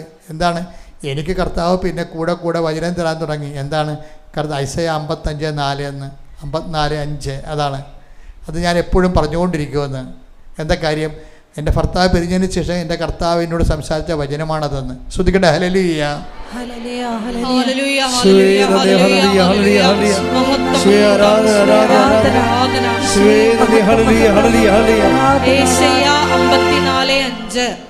ഐസയ 54:5 നിന്റെ സൃഷ്ടാവാണ് നിന്റെ ഭർത്താവ് സൈന്യങ്ങളുടെ കർത്താവ് എന്നാണ് അവിടുത്തെ നാമം. ഇപ്പൊ എന്നാ സംഭവിച്ചിരിക്കണത്, അവൾക്കും കർത്താവിന് അങ്ങോട്ടും ഇങ്ങോട്ടും കാര്യങ്ങൾ അറിയാം. എന്താ, അതുകൊണ്ടാണ് ഇവൾക്ക് ആന്തരിക അഭിഷേകം കൊടുത്തിരിക്കുകയാണ്. അറിയാവുമല്ലോ, ദൈവത്തിൽ നിന്ന് 2 ബെനഫിറ്റാണ് നമുക്ക് വരണത്. ഒന്ന് അനുഗ്രഹം എന്ന് പറയും. ചില അനുഗ്രഹങ്ങൾ കിട്ടേണ്ട കാര്യങ്ങൾക്ക് അനുഗ്രഹം തന്നെ കിട്ടും. ചില സമയത്ത് അനുഗ്രഹം അല്ലായിരിക്കും ആവശ്യമുള്ളത് അവിടെ. പിന്നെ എന്താ വേണ്ടത്, അഭിഷേകമായിരിക്കും. ഈ കിട്ടാത്ത അനുഗ്രഹത്തിൻ്റെ സ്പേസ് നിങ്ങൾക്ക് അനുഗ്രഹം അത് ബ്ലാങ്കായിട്ട് കിടക്കത്തില്ല ഒരിക്കലും. നിങ്ങൾക്ക് ആത്മീയത ശാസ്ത്രം അറിയാൻ പാലാത്തത് കൊണ്ടാണ് അങ്ങനെ സംഭവിക്കുന്നത്. ഒരു വിഷയത്തിന് അനുഗ്രഹം കിട്ടിയില്ലെങ്കിൽ ആ അനുഗ്രഹം കിട്ടാത്തത് ഇങ്ങനെ ബ്ലാങ്കായിട്ടൊക്കെ ഫീൽ ചെയ്യണത് നമ്മൾ ലൗകികമായിട്ട് ദൈവത്തെ സമീപിക്കുന്നത് കൊണ്ടാണ്. ദൈവത്തിന് പ്രാധാന്യം കൊടുത്താണ് എൻ്റെ മക്കൾ ജീവിതത്തെ റീഅറേഞ്ച് ചെയ്യണമെന്നുണ്ടെങ്കിൽ കിട്ടാത്ത അനുഗ്രഹത്തിന് ബദലായിട്ടുള്ള അതിനൊരു സബ്സ്റ്റിറ്റ്യൂട്ട് ഉണ്ട്. എന്താ കാര്യം, അത് അനോയിൻറ്റിങ് എന്ന് പറയും, അഭിഷേകമാണ്. എന്താ കാര്യം, അവിടെ ഭർത്താവ് ഉള്ളതിനേക്കാൾ പവർഫുള്ളായിട്ട് ആന്തരിക അഭിഷേകം കൊടുക്കും ഇവക്ക്. എന്നിട്ട് എന്താ, ഈ ഹോൾ ഫാമിലി ഈശോ ഏറ്റെടുക്കും. അതൊരു വല്ലാത്ത ഏറ്റെടുപ്പാണ്, ഒരു വല്ലാത്ത ഏറ്റെടുപ്പ്. ഈ 3 കുഞ്ഞുങ്ങളെ കൊണ്ട് ഇവിടെ സ്കൂളിൽ കൊണ്ട് ആക്കാൻ വേണ്ടി ചെല്ലുമ്പോൾ, മുത്തനെ കൊണ്ട് ആക്കാൻ വേണ്ടി അമ്മയും കുഞ്ഞുങ്ങളും കൂടെ പോകുമ്പോൾ ചിലർ പരിചയക്കാർ ചോദിക്കും, അവരെ അധികം പരിചയമില്ലാത്തവരാണായിരിക്കും, അങ്ങനെയല്ല, അവരറിയാൻ പാലാത്തവർ ചോദിക്കും ഭർത്താവില്ലേ എന്ന് ചോദിക്കും. അപ്പോൾ പറയും ഭർത്താവ് മരിച്ചുപോയി. വളരെ കൂളായിട്ട് അവരത് പറയും, അത് ഭർത്താവ് മരിച്ചുപോയി എന്നുള്ള കാര്യം. അല്ല അത് ഭർത്താവില്ലെന്ന് ചോദിക്കുമ്പോൾ അതിന് മുമ്പ് തന്നെ നെറ്റ് തൊട്ടുള്ള സംഭവമൊക്കെ ഇങ്ങനെ മുഖമൊക്കെ മാറി ഒരു പ്രത്യേക ഈ ക്യാമറയുടെ മുമ്പിൽ വന്ന് സിനിമാ നടികളെ ഇങ്ങനെ കരയാൻ പോണ പോലെ ഇങ്ങനെ ഭാവങ്ങൾ കാണിക്കത്തൊന്നുമില്ല. അവിടെ അവർക്ക് അഭിഷേകമുണ്ട്. അവിടെ ഭർത്താവ് മരിച്ചുപോയി, സമയമായപ്പോൾ കർത്താവ് തിരിച്ചു വിളിച്ചു. നമ്മളെല്ലാവരും വിളിക്കുമല്ല, ആരൊക്കെ കുറച്ച് പേരെ വിളിക്കാതെ ഇവിടെ ഇട്ടേക്കണമെങ്കിൽ നമുക്ക് പറയാം. നമ്മൾ കുറച്ച് പേരെ വിളിക്കാതെ ഇവിടെ ഇട്ടിട്ടുണ്ടെങ്കിൽ ഓക്കെ എന്ന് പറയും. അങ്ങനെയല്ലല്ല, ഇവിടെ ക്രിസ്ത്യൻസിനുള്ള ഏറ്റവും വലിയ വിഷയം എന്ന് പറയണത് ഇതൊരു നെഗറ്റീവ് അല്ല ക്രിസ്ത്യൻസിന്. എന്താ കാര്യം, കർത്താവിലേക്കുള്ള യാത്രയാണ്. ഇപ്പം നല്ല ബോധം. ഇപ്പം ഇവിടെ നമ്മുടെ രമ്യ വർഗീസ് പറയണതേ, ഞാനിപ്പോൾ 6ാമത്തെ പുതുക്കലാണ്, 6 വർഷത്തെ പുതുക്കലാണ്. അപ്പോൾ ഈ പുതുക്കലിൻ്റെ ഉള്ളിൽ ഇന്ന് വരെ ഞാനൊരു നിയോഗം വെച്ചിട്ടില്ലെന്ന്. അതാണ് വിഷയം. ഇതിനാണ് ഈ ആന്തരിക അഭിഷേകം. ഇത്രയും ഈ നമ്മൾ വേറെ ആരെങ്കിലും ചിലർ ഈ 6 പുതുക്കളെന്ന് പറയുമ്പോൾ മിക്കവാറും 60 നിയോഗത്തിൻ്റെ സമയം കഴിഞ്ഞിട്ടുണ്ട്. ഇവരുടെ ഒരു നിയോഗം വെച്ചിട്ടില്ല. നിയോഗം എന്താ വെച്ചാൽ നിത്യതയെന്ന് എഴുതിയിട്ടും പോവും.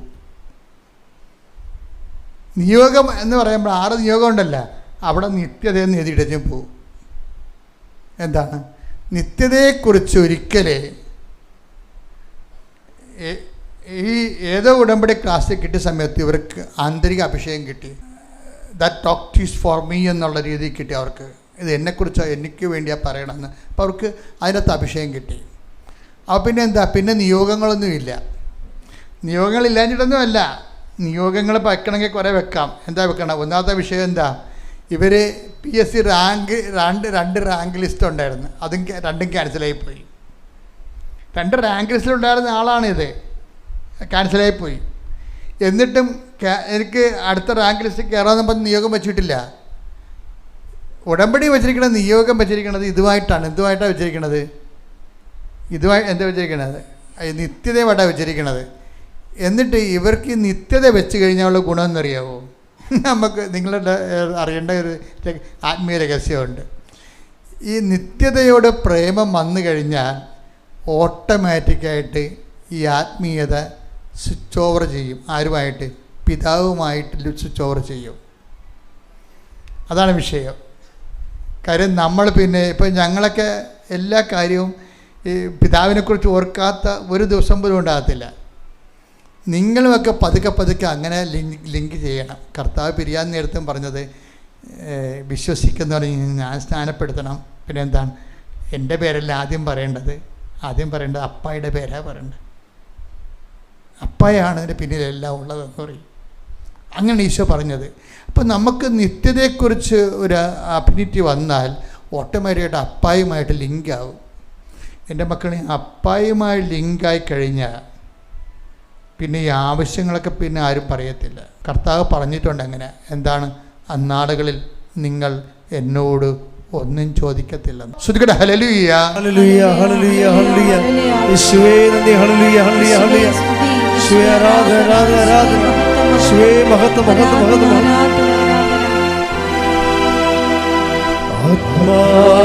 ആത്മാദൈവമേ വരണേ, എന്നേ വസിക്കാൻ വരണേ. ആത്മാദൈവമേ വരണേ, എന്നേ വസിക്കാൻ വരണേ. ദാഹിച്ചു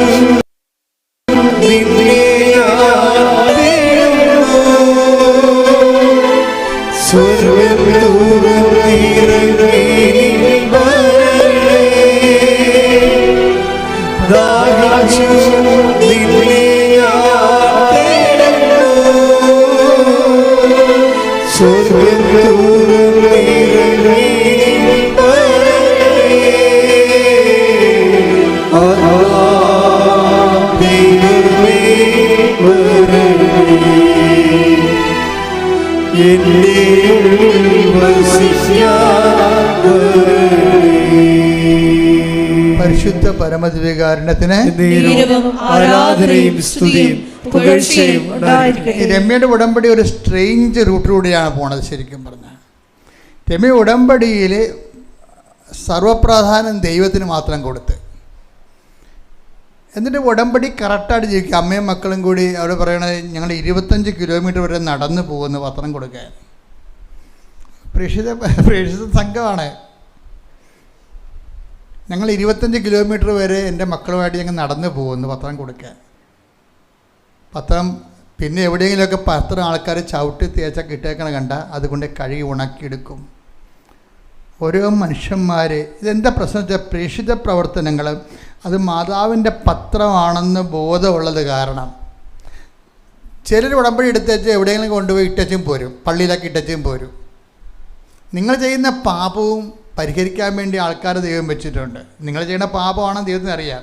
നിങ്ങൾ ഈ പണിക്ക് പറ്റിയ ആളല്ല, വെറുതെ പറ്റിപ്പിന് വേണ്ടി ഇറങ്ങിയിരിക്കുന്നതാണ്. അല്ലാതെ അവിടെ ഇവിടെ ഇട്ടച്ചും പോരേണ്ട പത്രം. അത് ദൈവത്തിന് അറിയാം. നിങ്ങളിവിടുന്ന് ഇറങ്ങുമ്പോൾ തന്നെ അറിയാം പറ്റിപ്പിന് വേണ്ടി ഇറങ്ങിയതാണ്. ചുമ്മാ വയറ്റിപ്പഴവിന് വേണ്ടി വല്ലതൊക്കെ കാട്ടിക്കൂട്ടി വെച്ചും ഒപ്പിച്ചുണ്ടാക്കും. എങ്ങനെയെങ്കിലുമൊക്കെ ആടെങ്കിലും കഴുത്തെ കെട്ടിവിട്ട് എവിടെയെങ്കിലും കൊണ്ട് ചാണ്ടിയാൽ ആ ഉത്തരവാദിത്തം കഴിക്കും. അങ്ങനെയാണ് ഉടമ്പടി എടുക്കാൻ പറ്റും. ഇത് ഉടമ്പടി എന്ന് പറഞ്ഞൊരു ഉടമ്പടി ജീവിതമാണ്. It's a way of life.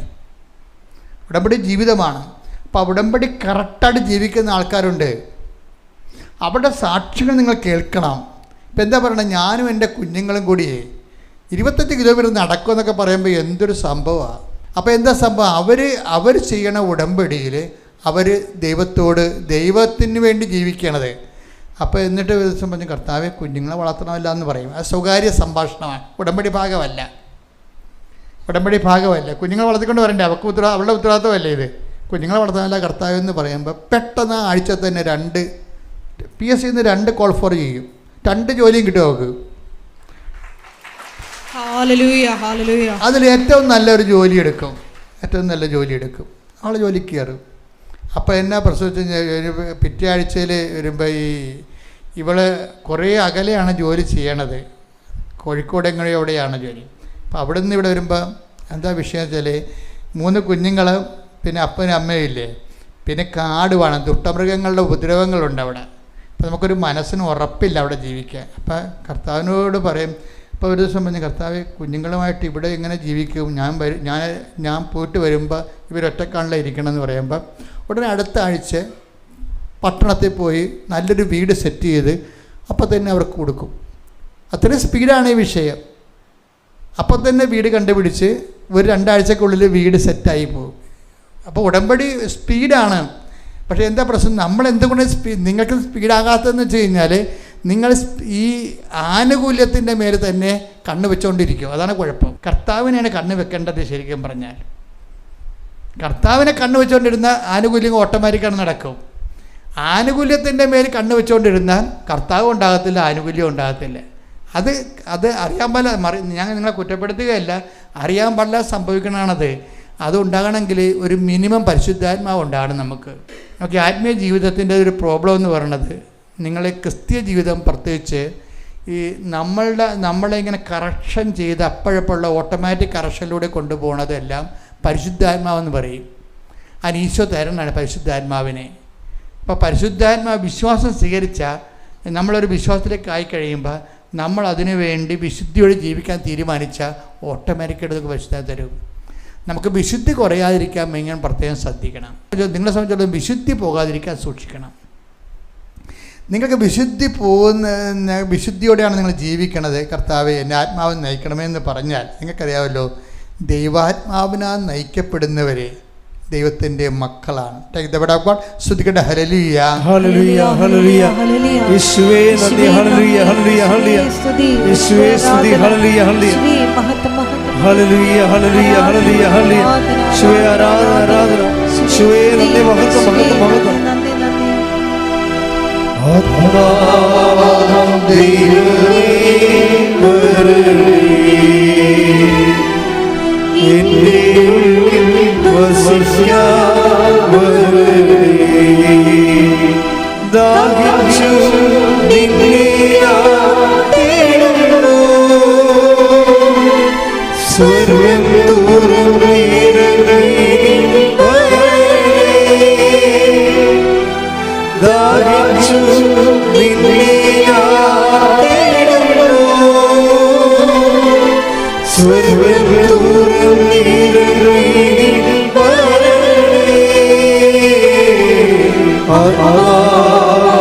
ദൈവമേ വരണേ, എന്റെ ഉള്ളിൽ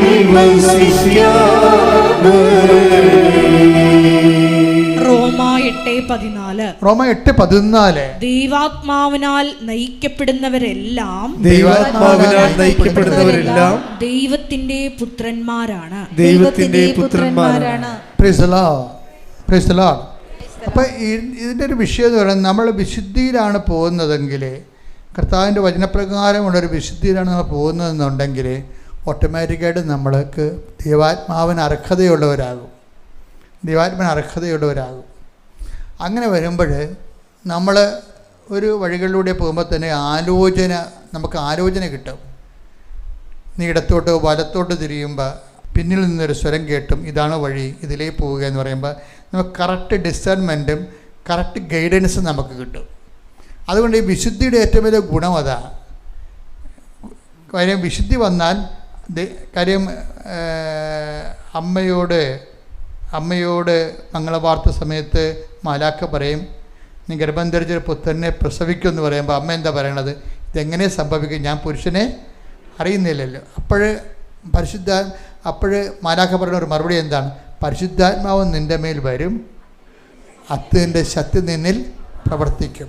അപ്പം നമ്മളിൽ പ്രവർത്തിക്കുന്ന ഒരു ശക്തിയാണ് പരിശുദ്ധാത്മാവെന്ന് പറയണത്. എപ്പോഴും നമ്മൾ ശ്രദ്ധിക്കേണ്ട ഒരു കാര്യത്തെ ഒരു ഐഡിയ ഇല്ല എന്നുണ്ടെങ്കിൽ, ഇപ്പം അമ്മയ്ക്കൊരു ഐഡിയ ഇല്ല ഇതെങ്ങനെ സംഭവിക്കും, ഞാൻ പുരുഷനെ അറിയുന്നില്ലല്ലോ. അപ്പം നമ്മളെ സംബന്ധിച്ചിടത്തോളം നിങ്ങളുടെ ജീവിതത്തിലും ഈ ജപ്തിയിൽ നിന്ന് എങ്ങനെ നടപടി മാറും, എൻ്റെ കാശുമില്ല, കടമെടുക്കാൻ ഇടവുമില്ലെന്ന് നമ്മൾ പറയും. പക്ഷെ അങ്ങനെ പറഞ്ഞാലും ദൈവദുരിതനിധിയിൽ ഇതിനൊരു പോംവഴി ഉണ്ടാവും. ചില ആൾ ജപ്തിക്കാരോട് ഞാൻ പറയും, ഇത് ജപ്തി ചെയ്ത് പോകും കേട്ടോ, പേടിക്കണ്ടേ, വേറെ സ്ഥലം കിട്ടിക്കൊള്ളത്തോട്. ചില ജപ്തിക്കാരോട് അവർ കൈവെക്കുമ്പോൾ തന്നെ കർത്താവ് പറയണത് ഞാൻ കൊണ്ട് പറയും, ഇത് പോകും കേട്ടോ, വിഷമിക്കണ്ടേ, ഇത് പോയിക്കോട്ടെ. ചിലത് പോണാണ് നല്ലത്. എന്ന് വെച്ച് കഴിഞ്ഞാൽ കട്ടും മൊട്ടിച്ചൊക്കെ ഉണ്ടാക്കിയിട്ടുള്ള സാധനമില്ലേ. നമ്മൾ പാമ്പ് കടിച്ചു കഴിഞ്ഞാൽ എന്താ സംഭവിക്കണത്? പാമ്പ് കടിച്ചാൽ നമ്മൾ എന്താ ചെയ്യണത്? മുകളിൽ കെട്ടിയിട്ട് ബാക്കി ആ കടിച്ച വിഷം നമ്മൾ കളയും. അതുപോലെ കട്ടും മൊട്ടിച്ചും മറ്റു ആൾക്കാരെ പറ്റിച്ചൊക്കെ ഉണ്ടാക്കിയ വസ്തുക്കൾ പോകുന്നതാണ് എപ്പോഴും നമുക്ക് നല്ലത്. അതിനകത്ത് ഒരു സംശയമില്ല. പാമ്പ് കടിച്ചിട്ടുണ്ടെങ്കിൽ അത് മുകളിൽ കെട്ടിയിട്ട് ആ വിഷം ഉൾപ്പെടെ കളയണം. അല്ലെങ്കിൽ ആ കുടുംബത്തെ ആ വിഷം കിടന്നു കഴിഞ്ഞാൽ നമുക്ക് ഇത് പിടിക്കാൻ പാടായിരിക്കും. അപ്പം അതുകൊണ്ട് എപ്പോഴും നമ്മൾ ശ്രദ്ധിക്കേണ്ടതെന്ന് വെച്ചാൽ അപ്പം നിങ്ങൾ എന്താ ഈ വിശുദ്ധിയുടെ ഒരു കുഴപ്പം വെച്ചാൽ, വിശുദ്ധി പാലിച്ചു വരുമ്പോൾ നമുക്ക് പ്രഥമ ദൃഷ്ടിയ നഷ്ടമാണ്. വിശുദ്ധിക്ക് വില കൊടുക്കേണ്ടി വരും. കാര്യം പ്രഥമ ദൃഷ്ടിയ നഷ്ടമാണ്. അപ്പം അതുകൊണ്ട് ചില ആൾക്കാർ ആ വഴി പോകത്തില്ല. കുറച്ച് അവിശുദ്ധിയും കുറച്ച് വിശുദ്ധിയൊക്കെ അഡ്ജസ്റ്റ് ചെയ്ത് പോകാൻ പറ്റുമെന്ന് നോക്കും. എബ്രഹാത്തിനോട് തന്നെ ആദ്യത്തെ ഉടമ്പടി ചെയ്തപ്പോൾ ദൈവം എന്താ പറഞ്ഞത്? നീ എൻ്റെ മുമ്പാകെ ഉണ്ടാകണം. ഉടമ്പടിയൊക്കെ ഓക്കെയാണ്, പക്ഷെ നീ എൻ്റെ മുമ്പാകെ ഉണ്ടാകണം. എന്താണ്? വിശുദ്ധി പാലിക്കണം. Take the word of God. ശ്രദ്ധിക്കട്ടെ. ഹല്ലേലൂയ. ഉൽപ്പത്തി 17:1 അബ്രാമിന് 99 വയസ്സായപ്പോൾ കർത്താവ് പ്രത്യക്ഷപ്പെട്ട് അവനോട് അരുളി ചെയ്തു, സർവശക്തനായ ദൈവമാണ് ഞാൻ, എന്റെ മുമ്പിൽ വ്യാപരിക്കുക, കുറ്റമറ്റവനായി വർത്തിക്കുക. അപ്പൊ കുറ്റമറ്റവനെന്നുള്ള ആ വിശുദ്ധിയുടെ തന്നെ വേറൊരു പ്രായോഗിക രൂപമാണ്. അത്രയെങ്കിലും എൻ്റെ മക്കൾ ശ്രദ്ധിച്ചാൽ മതി. കർത്താവ് കുറ്റം വിധിക്കാത്തവൻ ആയി മാറണം. കർത്താവ് ഇപ്പം കുറ്റമറ്റവനായിട്ട് നമുക്ക് എങ്ങനെയും ജീവിക്കാം, പക്ഷെ ബൈബിള് പറയും കർത്താവ് കുറ്റമറ്റവനായിട്ട് മാറ്റണമെന്നാണ്. കാര്യം പല മതങ്ങൾക്ക് പല കോൺഷ്യസ് അല്ലേ ഉള്ളത്. സിൻ കോൺഷ്യസ് ഭയങ്കര വ്യത്യസ്തമാണ്. ചിലതൊന്നും പാപമല്ല, പക്ഷെ ചിലതെല്ലാം പാപമാണ്. അതുകൊണ്ടാണ് കുറ്റം എന്ന് പറഞ്ഞു കഴിയുമ്പോൾ നിങ്ങൾ ഓർക്കും ഞാൻ കുറ്റമൊന്നും ചെയ്യണില്ല, 3 വർഷം കഴിഞ്ഞ പാർട്ടി ആയിരിക്കും ചിലപ്പോൾ, ഞാൻ കുറ്റമൊന്നും ചെയ്യണില്ല, കാരണം അവർക്ക് ആ കോൺഷ്യസ് ഇല്ല. അതുകൊണ്ട് എന്നാ ബൈബിൾ കൊല്ലരുത് എന്ന് പറഞ്ഞ ബൈബിളുണ്ട്. ആ ബൈബിളാണ് പറയണത് കർത്താവ് കുറ്റം വിധിക്കാത്ത ആളാണ് ഭാഗ്യവാനാണ്. അതാ വിഷയം. ആരെങ്കിലും കുറ്റം വിധിക്കാതിരുന്നിട്ട് കാര്യമില്ല. ഇപ്പം ചിലപ്പോൾ സുപ്രീം കോടതി നിന്നെ വെറുതെ വിട്ടേക്കും, പക്ഷേ കർത്താവിൻ്റെ കോടതി ചിലപ്പോൾ നീ വെറുതെ പോകത്തില്ല. അതാണ് വിഷയം. കർത്താവ് കുറ്റം വിധിക്കാത്തവൻ. റോമ 4:8 കർത്താവ് കുറ്റം ചുമത്താത്തവൻ ഭാഗ്യവാൻ. Praise the Lord. അപ്പം നമ്മൾ ചിന്തിക്കേണ്ടത് പരിശുദ്ധാത്മാവിൻ്റെ പറ്റുന്ന രീതിയിൽ നമ്മളെ കളമൊരുക്കുമ്പോൾ സുവിശേഷ വിഹിതമായ ഒരു വിശുദ്ധി കീപ്പ് ചെയ്യണം. സുവിശേഷം നല്ല നിലവാരമുള്ള വിശുദ്ധി കീപ്പ് ചെയ്യുന്നതാണ്. കാര്യം എന്താണ്? അതാണ് നിന്നെ ശത്രുവിനെ സ്നേഹിക്കുക എന്നൊക്കെ ഈശോ പറയണില്ലേ. അങ്ങനെ ഒരു പുസ്തകങ്ങളിലും പറയണില്ലല്ലോ, ഒരു പുസ്തകത്തിലും പറയത്തില്ല. കാരണം വിശുദ്ധിയുടെ അവസാന വാക്കായിട്ടാണ് കർത്താവിൻ്റെ വചനങ്ങൾ നമുക്ക് വെളിപാട് കിട്ടുന്നത്. ശത്രുവിനെ സ്നേഹിക്കുക, നിൻ്റെ ചികിട്ടത്ത് അടിച്ചു കഴിഞ്ഞാൽ പോലും മറുകരണം കാണിച്ചു കൊടുക്കാൻ പാടില്ല. എന്താ കാര്യം? അത് നിങ്ങൾ ഓർക്കും ഇതെന്ത് മണ്ടർ ഉപദേശമെന്ന്, ആർക്കും പറ്റുമെന്ന്. പകുതി മുക്കാൽ ആൾക്കാർക്കും പറ്റത്തില്ല, അതൊരു സംശയമില്ലാതെ എന്താക്കാൻ. പക്ഷെ കൃപ കിട്ടിയിട്ടുണ്ടെങ്കിൽ പറ്റും. കൃപ കിട്ടിയിട്ടുണ്ടെങ്കിൽ അതാണ് ഈശോ പറഞ്ഞത്. ഇത് അപ്പോൾ ഇത് നിങ്ങൾക്ക് മാത്രമല്ല കർത്താവിൻ്റെ കാലത്ത് അപ്പോസ്തലന്മാർക്കും ഉണ്ടായ പ്രശ്നമാണ്. ആർക്കിത് ഗ്രഹിക്കാൻ കഴിയും? അപ്പോൾ ഈശോ എന്താ പറയണത്? അതിന് കൃപ ലഭിച്ചവരുണ്ടെങ്കിൽ ഈ ഉപദേശം സ്വീകരിക്കുമെന്നാണ്, അതിൻ്റെ അഭിഷേകം എന്നാണ് ഈശോ ഉദ്ദേശിക്കുന്നത്. Take the word of God. ശ്രുതിക്കട്ടെ hallelujah hallelujah hallelujah hallelujah hallelujah. യേശുവേ ആരാധന ആരാധന. യേശുവേ നന്ദി മഹത്വം. മത്തായി 19:11. മത്തായി 19:11. അവൻ പറഞ്ഞു കൃപ ലഭിച്ചവരല്ലാതെ മറ്റാരും ഈ ഉപദേശം ഗ്രഹിക്കുന്നില്ല. ഏത് ഉപദേശം? എൻ്റെ മുകളിലൊന്ന് വായിച്ചേ. ശിഷ്യന്മാർ അവനോട് പറഞ്ഞു ഭാര്യ ഭർത്തൃബന്ധം ഇത്തരത്തിലുള്ളതെങ്കിൽ വിവാഹം ചെയ്യാതിരിക്കുന്നതാണല്ലോ ഭേദം. അതൊക്കെ മുമ്പുള്ള വായിച്ചേ. മത്തായി 19:9. 19:9. എന്നാൽ ഞാൻ നിങ്ങളോട് പറയുന്നു പരസംഗം മൂലമല്ലാതെ മറ്റേതെങ്കിലും കാരണത്താൽ ഭാര്യയെ ഉപേക്ഷിച്ച് മറ്റൊരുവളെ വിവാഹം ചെയ്യുന്നവൻ വ്യഭിചാരം ചെയ്യുന്നു. ഇതാണ് കർത്താവ് കുറ്റം വിധിക്കാത്തതെന്ന് പറഞ്ഞതിന്റെ അർത്ഥം. കർത്താവ് കുറ്റം വിധിക്കാത്തതെന്ന് പറഞ്ഞതിൻ്റെ അർത്ഥം ഇതാണ്. എന്താ കാര്യം? അല്ല, പരസംഗം എന്ന് പറയുന്ന വേറെ പുരുഷനുമായിട്ട് ഉള്ള ബന്ധം അല്ലാതെ വേറെ ഒരു ഗ്രൗണ്ടും ബൈബിള് ഡൈവേഴ്സിന് തരുന്നില്ല. നിങ്ങൾ ഏത് കത്തോലിക്കനും ക്രിസ്ത്യാനി ആയാലും നിങ്ങൾ കർത്താവിൻ്റെ വചനത്തിനെതിരായിട്ടാണ് നിങ്ങൾ ചെയ്യണത്. ചിലപ്പോൾ PR ഇല്ലെന്നും പറഞ്ഞ് ഭർത്താവിനെ ഉപേക്ഷിക്കുന്ന പെണ്ണുങ്ങളില്ലേ? ബൈബിളുള്ള കാര്യമാണ് അത്. അവന് കാനഡയിൽ പോകാൻ PR ഇല്ല, ഞാൻ കാനഡയിൽ പോകാനാണ് കല്യാണം കഴിക്കണത്. കാനഡയിൽ പോകാനാണ് കല്യാണം കഴിക്കണത്. ഓരോരോ കാലത്ത് ഓരോരോ അജണ്ട ഉണ്ടാകും. അതും കർത്താവിൻ്റെ കൂദാശ ബന്ധവുമായിട്ട് നിങ്ങൾ യോജിപ്പിക്കരുത്. അത് നിങ്ങളുടെ ഇൻട്രസ്റ്റാണ്. നിങ്ങളുടെ വിശ്വാസം തന്നെ നിലനിൽക്കണമെന്നൊരു കാര്യമില്ല. കാര്യം എന്താ? അത് നിങ്ങളുടെ വയറ്റിപ്പിഴപ്പിന് വേണ്ടി ജീവിക്കാൻ വേണ്ടി നിങ്ങൾ ഓരോരോ പരിപാടികൾ കാണിക്കണമല്ലേ. അതും ദൈവവചനമായിട്ട് ഒരു ബന്ധവും ഉണ്ടാകത്തില്ല. ഇനി അബദ്ധം പറ്റിയിട്ടുണ്ടെങ്കിൽ എൻ്റെ മക്കൾ അനുതാപത്തിലേക്ക് വരാൻ ശ്രദ്ധിക്കണം. അബദ്ധം പറ്റിപ്പോയിട്ടുണ്ട്. കാര്യം പല കല്യാണ കാര്യങ്ങളും നടക്കുന്നത് അവരല്ലല്ലോ. ഇപ്പം ചില ഒരു 50% ഡൈവേഴ്സ് നടത്തുന്നത് ആരാണ്? അവരല്ല. വീട്ടിലുള്ള ഈ പെണ്ണിൻ്റെ വീട്ടിൽ ചെറുക്കൻ്റെ വീട്ടിലുള്ള അമ്മയോ അതുപോലെ അമ്മാമ്മയോ ആരെങ്കിലുമൊക്കെ ഇരിക്കും. ഒരു സംശയമില്ല, നിങ്ങൾ തിരക്കി നോക്കിയാൽ മതി. എന്നിട്ട് ഇവർ കുറച്ച് കഴിയുമ്പോൾ ഈ അമ്മയൊക്കെ ചത്ത് കഴിയുമ്പോൾ ഇവരെവിടെയും കണ്ടുമുട്ടും. അപ്പോൾ ഇവർ ചില സമയത്ത് പറയും അന്ന് അബദ്ധം പറ്റിയതാണ്. കാര്യം വീട്ടിലെ സമ്മർദ്ദമാണ്. പല വീട്ടുകാർക്ക് വേറെ ഒത്തിരി അജണ്ടകളാണ്. അത് കാരണം ആ അജണ്ടകൾ അനുസരിച്ചുകൊണ്ട് പല കുടുംബങ്ങളും തല്ലി കലക്കിയതിനും കുഞ്ഞുങ്ങളെ വഴിയാധാരമാക്കിയതിനും ഉത്തരവാദികളെ കുടുംബാംഗങ്ങളാണ്. എന്താ സംശയം? ഭാര്യയും ഭർത്താവായിരിക്കണം നിർബന്ധമില്ല. അമ്മയോ ഒക്കെ ആയിരിക്കും ഈ ആൾക്കാർ, ആൻറ്റിമാർ. അപ്പോൾ ആൻറ്റിമാർ ഡൈവേഴ്സ് കഴിഞ്ഞിട്ട് നിൽക്കുന്ന ആൾക്കാരായിരിക്കും. അപ്പോൾ അവർക്ക് കൂട്ടിന് വേണ്ടി വേറെ ഒരുത്തിനെ കൂടി ഡൈവേഴ്സ് എടുത്തിട്ട് വീട്ടിൽ നിർത്തും. ആൻറ്റിമാരെന്ന് പറഞ്ഞാൽ ലോക കള്ളികളാണ് ശരിക്കും പറഞ്ഞാൽ. അതുകൊണ്ട് എന്ത് ചെയ്യും? മറ്റുള്ളവർ കൂടി ഡൈവേഴ്സ് ആക്കിയിട്ട് കിടക്കും. അപ്പോൾ ഡൈവേഴ്സിൻ്റെ കൂട്ടാവുമല്ല. അങ്ങനെ കുടുംബം കലക്കണ കുറേ ആൾക്കാരുണ്ട്. അതാണ് വചനം പറയണത്, കർത്താവ് കുറ്റം വിധിക്കാത്തവൻ. Take the word of God. സ്തുതിക്കട്ടെ ഹല്ലേലൂയ ഹല്ലേലൂയ ഹല്ലേലൂയ ഹല്ലേലൂയ. യേശുവേ നന്ദി. Hallelujah hallelujah. യേശുവേ ആരാധന. റോമാ 4:8. കർത്താവ് കുറ്റം ചുമത്താത്തവൻ ഭാഗ്യവാൻ. എൻ്റെ മക്കളെ, അതായത് ഇപ്പം നിങ്ങൾ ഓർക്കും ഇങ്ങനെയെങ്കിലും ആർക്ക് ജീവിക്കാൻ പറ്റുമോ എന്നൊക്കെ നിങ്ങൾ ചോദിക്കും. എല്ലാവരും ചോദിച്ചിട്ടാണ് എല്ലാ കാലങ്ങളിലും. കർത്താവിന് എല്ലാ കാലത്തേക്കും വേണ്ടി ഒറ്റ ഉത്തരവുള്ളത് എന്താണ്? അതിനുള്ള വരം ലഭിച്ചവരല്ലാതെ, അതായത് അതിനുള്ള വരവെന്ന് പറഞ്ഞാൽ അതിനുള്ള കൃപ, വരവല്ല കൃപ എന്നുവെച്ചാൽ അഭിഷേകമാണ്. എന്ന് വെച്ചാൽ ഓരോ കാര്യത്തിനും ബൈബിളിൽ ഇപ്പോൾ ഒരു ചകിടത്തടിക്കണവന് മറ്റു ചകിടം കാണിച്ചു കൊടുക്കണമെന്ന് പറയുമ്പോൾ നിങ്ങൾ ഓർക്കും അത് സാങ്കേതികമായിട്ട് ചെയ്യണേ കുഴപ്പമില്ല. അത് ഒരു ഒരാൾ നമ്മളോട് ചെയ്യുമ്പോൾ പക തോന്നണ്ടേ? പക തോന്നുമ്പോഴാണല്ലോ നമ്മൾ പക വീട്ടാൻ ചെല്ലണത്.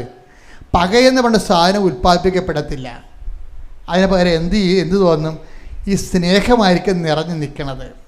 ഈ സ്നേഹത്തിൽ നിന്നാണ് അഭിഷേകം ഉണ്ടാകണത്. അപ്പോൾ എൻ്റെ മക്കൾ ഉടമ്പടി എടുക്കുമ്പോൾ ഓർക്കേണ്ടത്, ഉടമ്പടിയുടെ പശ എന്ന് പറയുന്നത് ദൈവസ്നേഹമാണ്.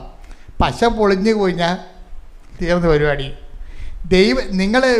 നിങ്ങൾ ജപ്തി നടപടി മാറിയോ അല്ലെങ്കിൽ ഓഫർ ലെറ്റർ കിട്ടിയോ എന്നല്ല തിരക്കേണ്ടത്. മറിച്ച് ദൈവസ്നേഹത്തിൽ നിന്നുള്ള അഡ്ഹിയറൻസ്, ആ അഡ്ഹേസീവായിട്ട് ഇവിടെ പ്രവർത്തിക്കണത് എന്താണ്?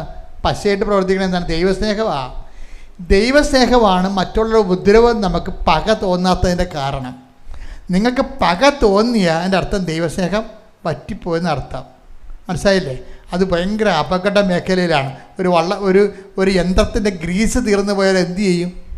പിന്നെ അത് കത്ത് പിടിക്കും ചിലപ്പോൾ. അതുപോലെ നിങ്ങൾക്ക് ദൈവസ്നേഹം കുറഞ്ഞു. എൻ്റെ മക്കളെ, നിങ്ങൾ എന്ത് പത്രം കൊടുക്കുകയോ അതുപോലെ തന്നെ രോഗികളെ പോയി കാണുകയോ ഒക്കെ ചെയ്യുമ്പോൾ മക്കളതൊരു സാങ്കേതികമായിട്ട് ചെയ്ത് വെക്കരുത്. എന്തിനാണ് എന്താണ് ഇത് ചെയ്യണത്? അത് എനിക്ക് കർത്താവിൻ്റെ സ്നേഹത്തിൽ ഉയരാൻ വേണ്ടിയാണെന്നാണ് പറയേണ്ടത്. മനസ്സിലായില്ലേ? നിങ്ങൾ പ്രേക്ഷിത വേല ചെയ്യുമ്പോൾ നിങ്ങൾ എന്തിനാണ് അത് ചെയ്യണമെന്ന് ചോദിച്ചാൽ എന്താ പറയേണ്ടത്? എനിക്ക് കർത്താവിൻ്റെ സ്നേഹത്തിൽ വളരാൻ വേണ്ടിയാണെന്ന്. ഈ സ്നേഹത്തിൽ വളരുന്ന മാത്രമേ നമ്മൾ ഒരാളെ ഉപദ്രവിക്കുമ്പോൾ നമുക്ക് പക ഉണ്ടാകാതിരിക്കത്തുള്ളൂ. പക ഉണ്ടായപ്പോലെ നമ്മൾ ആൾക്കാർ പക വീട്ടാൻ വേണ്ടി നിൽക്കും, എപ്പോഴാരും ചെയ്യും. അല്ലെങ്കിൽ മോന്തം കാര്യങ്ങൾ നടക്കും ആൾക്കാർ. പക ഉണ്ടാകരുത്. പക ഉണ്ടാകാൻ പാടില്ല. ശരിക്കും പറഞ്ഞാൽ ഗർഭപാത്രത്തിൽ സിസ്റ്റം ഉണ്ടാകണ പോലെയാണ് ഒരു അഭിഷേകക്കാരന് പക ഉണ്ടാകണം. സിസ്റ്റം ഉണ്ടായ ഗർഭപാത്രത്തിനകത്ത് സിസ്റ്റം ഉണ്ടായ എങ്ങനെ ഇരിക്കും? കൊച്ചു അബോർട്ടായി പോവും.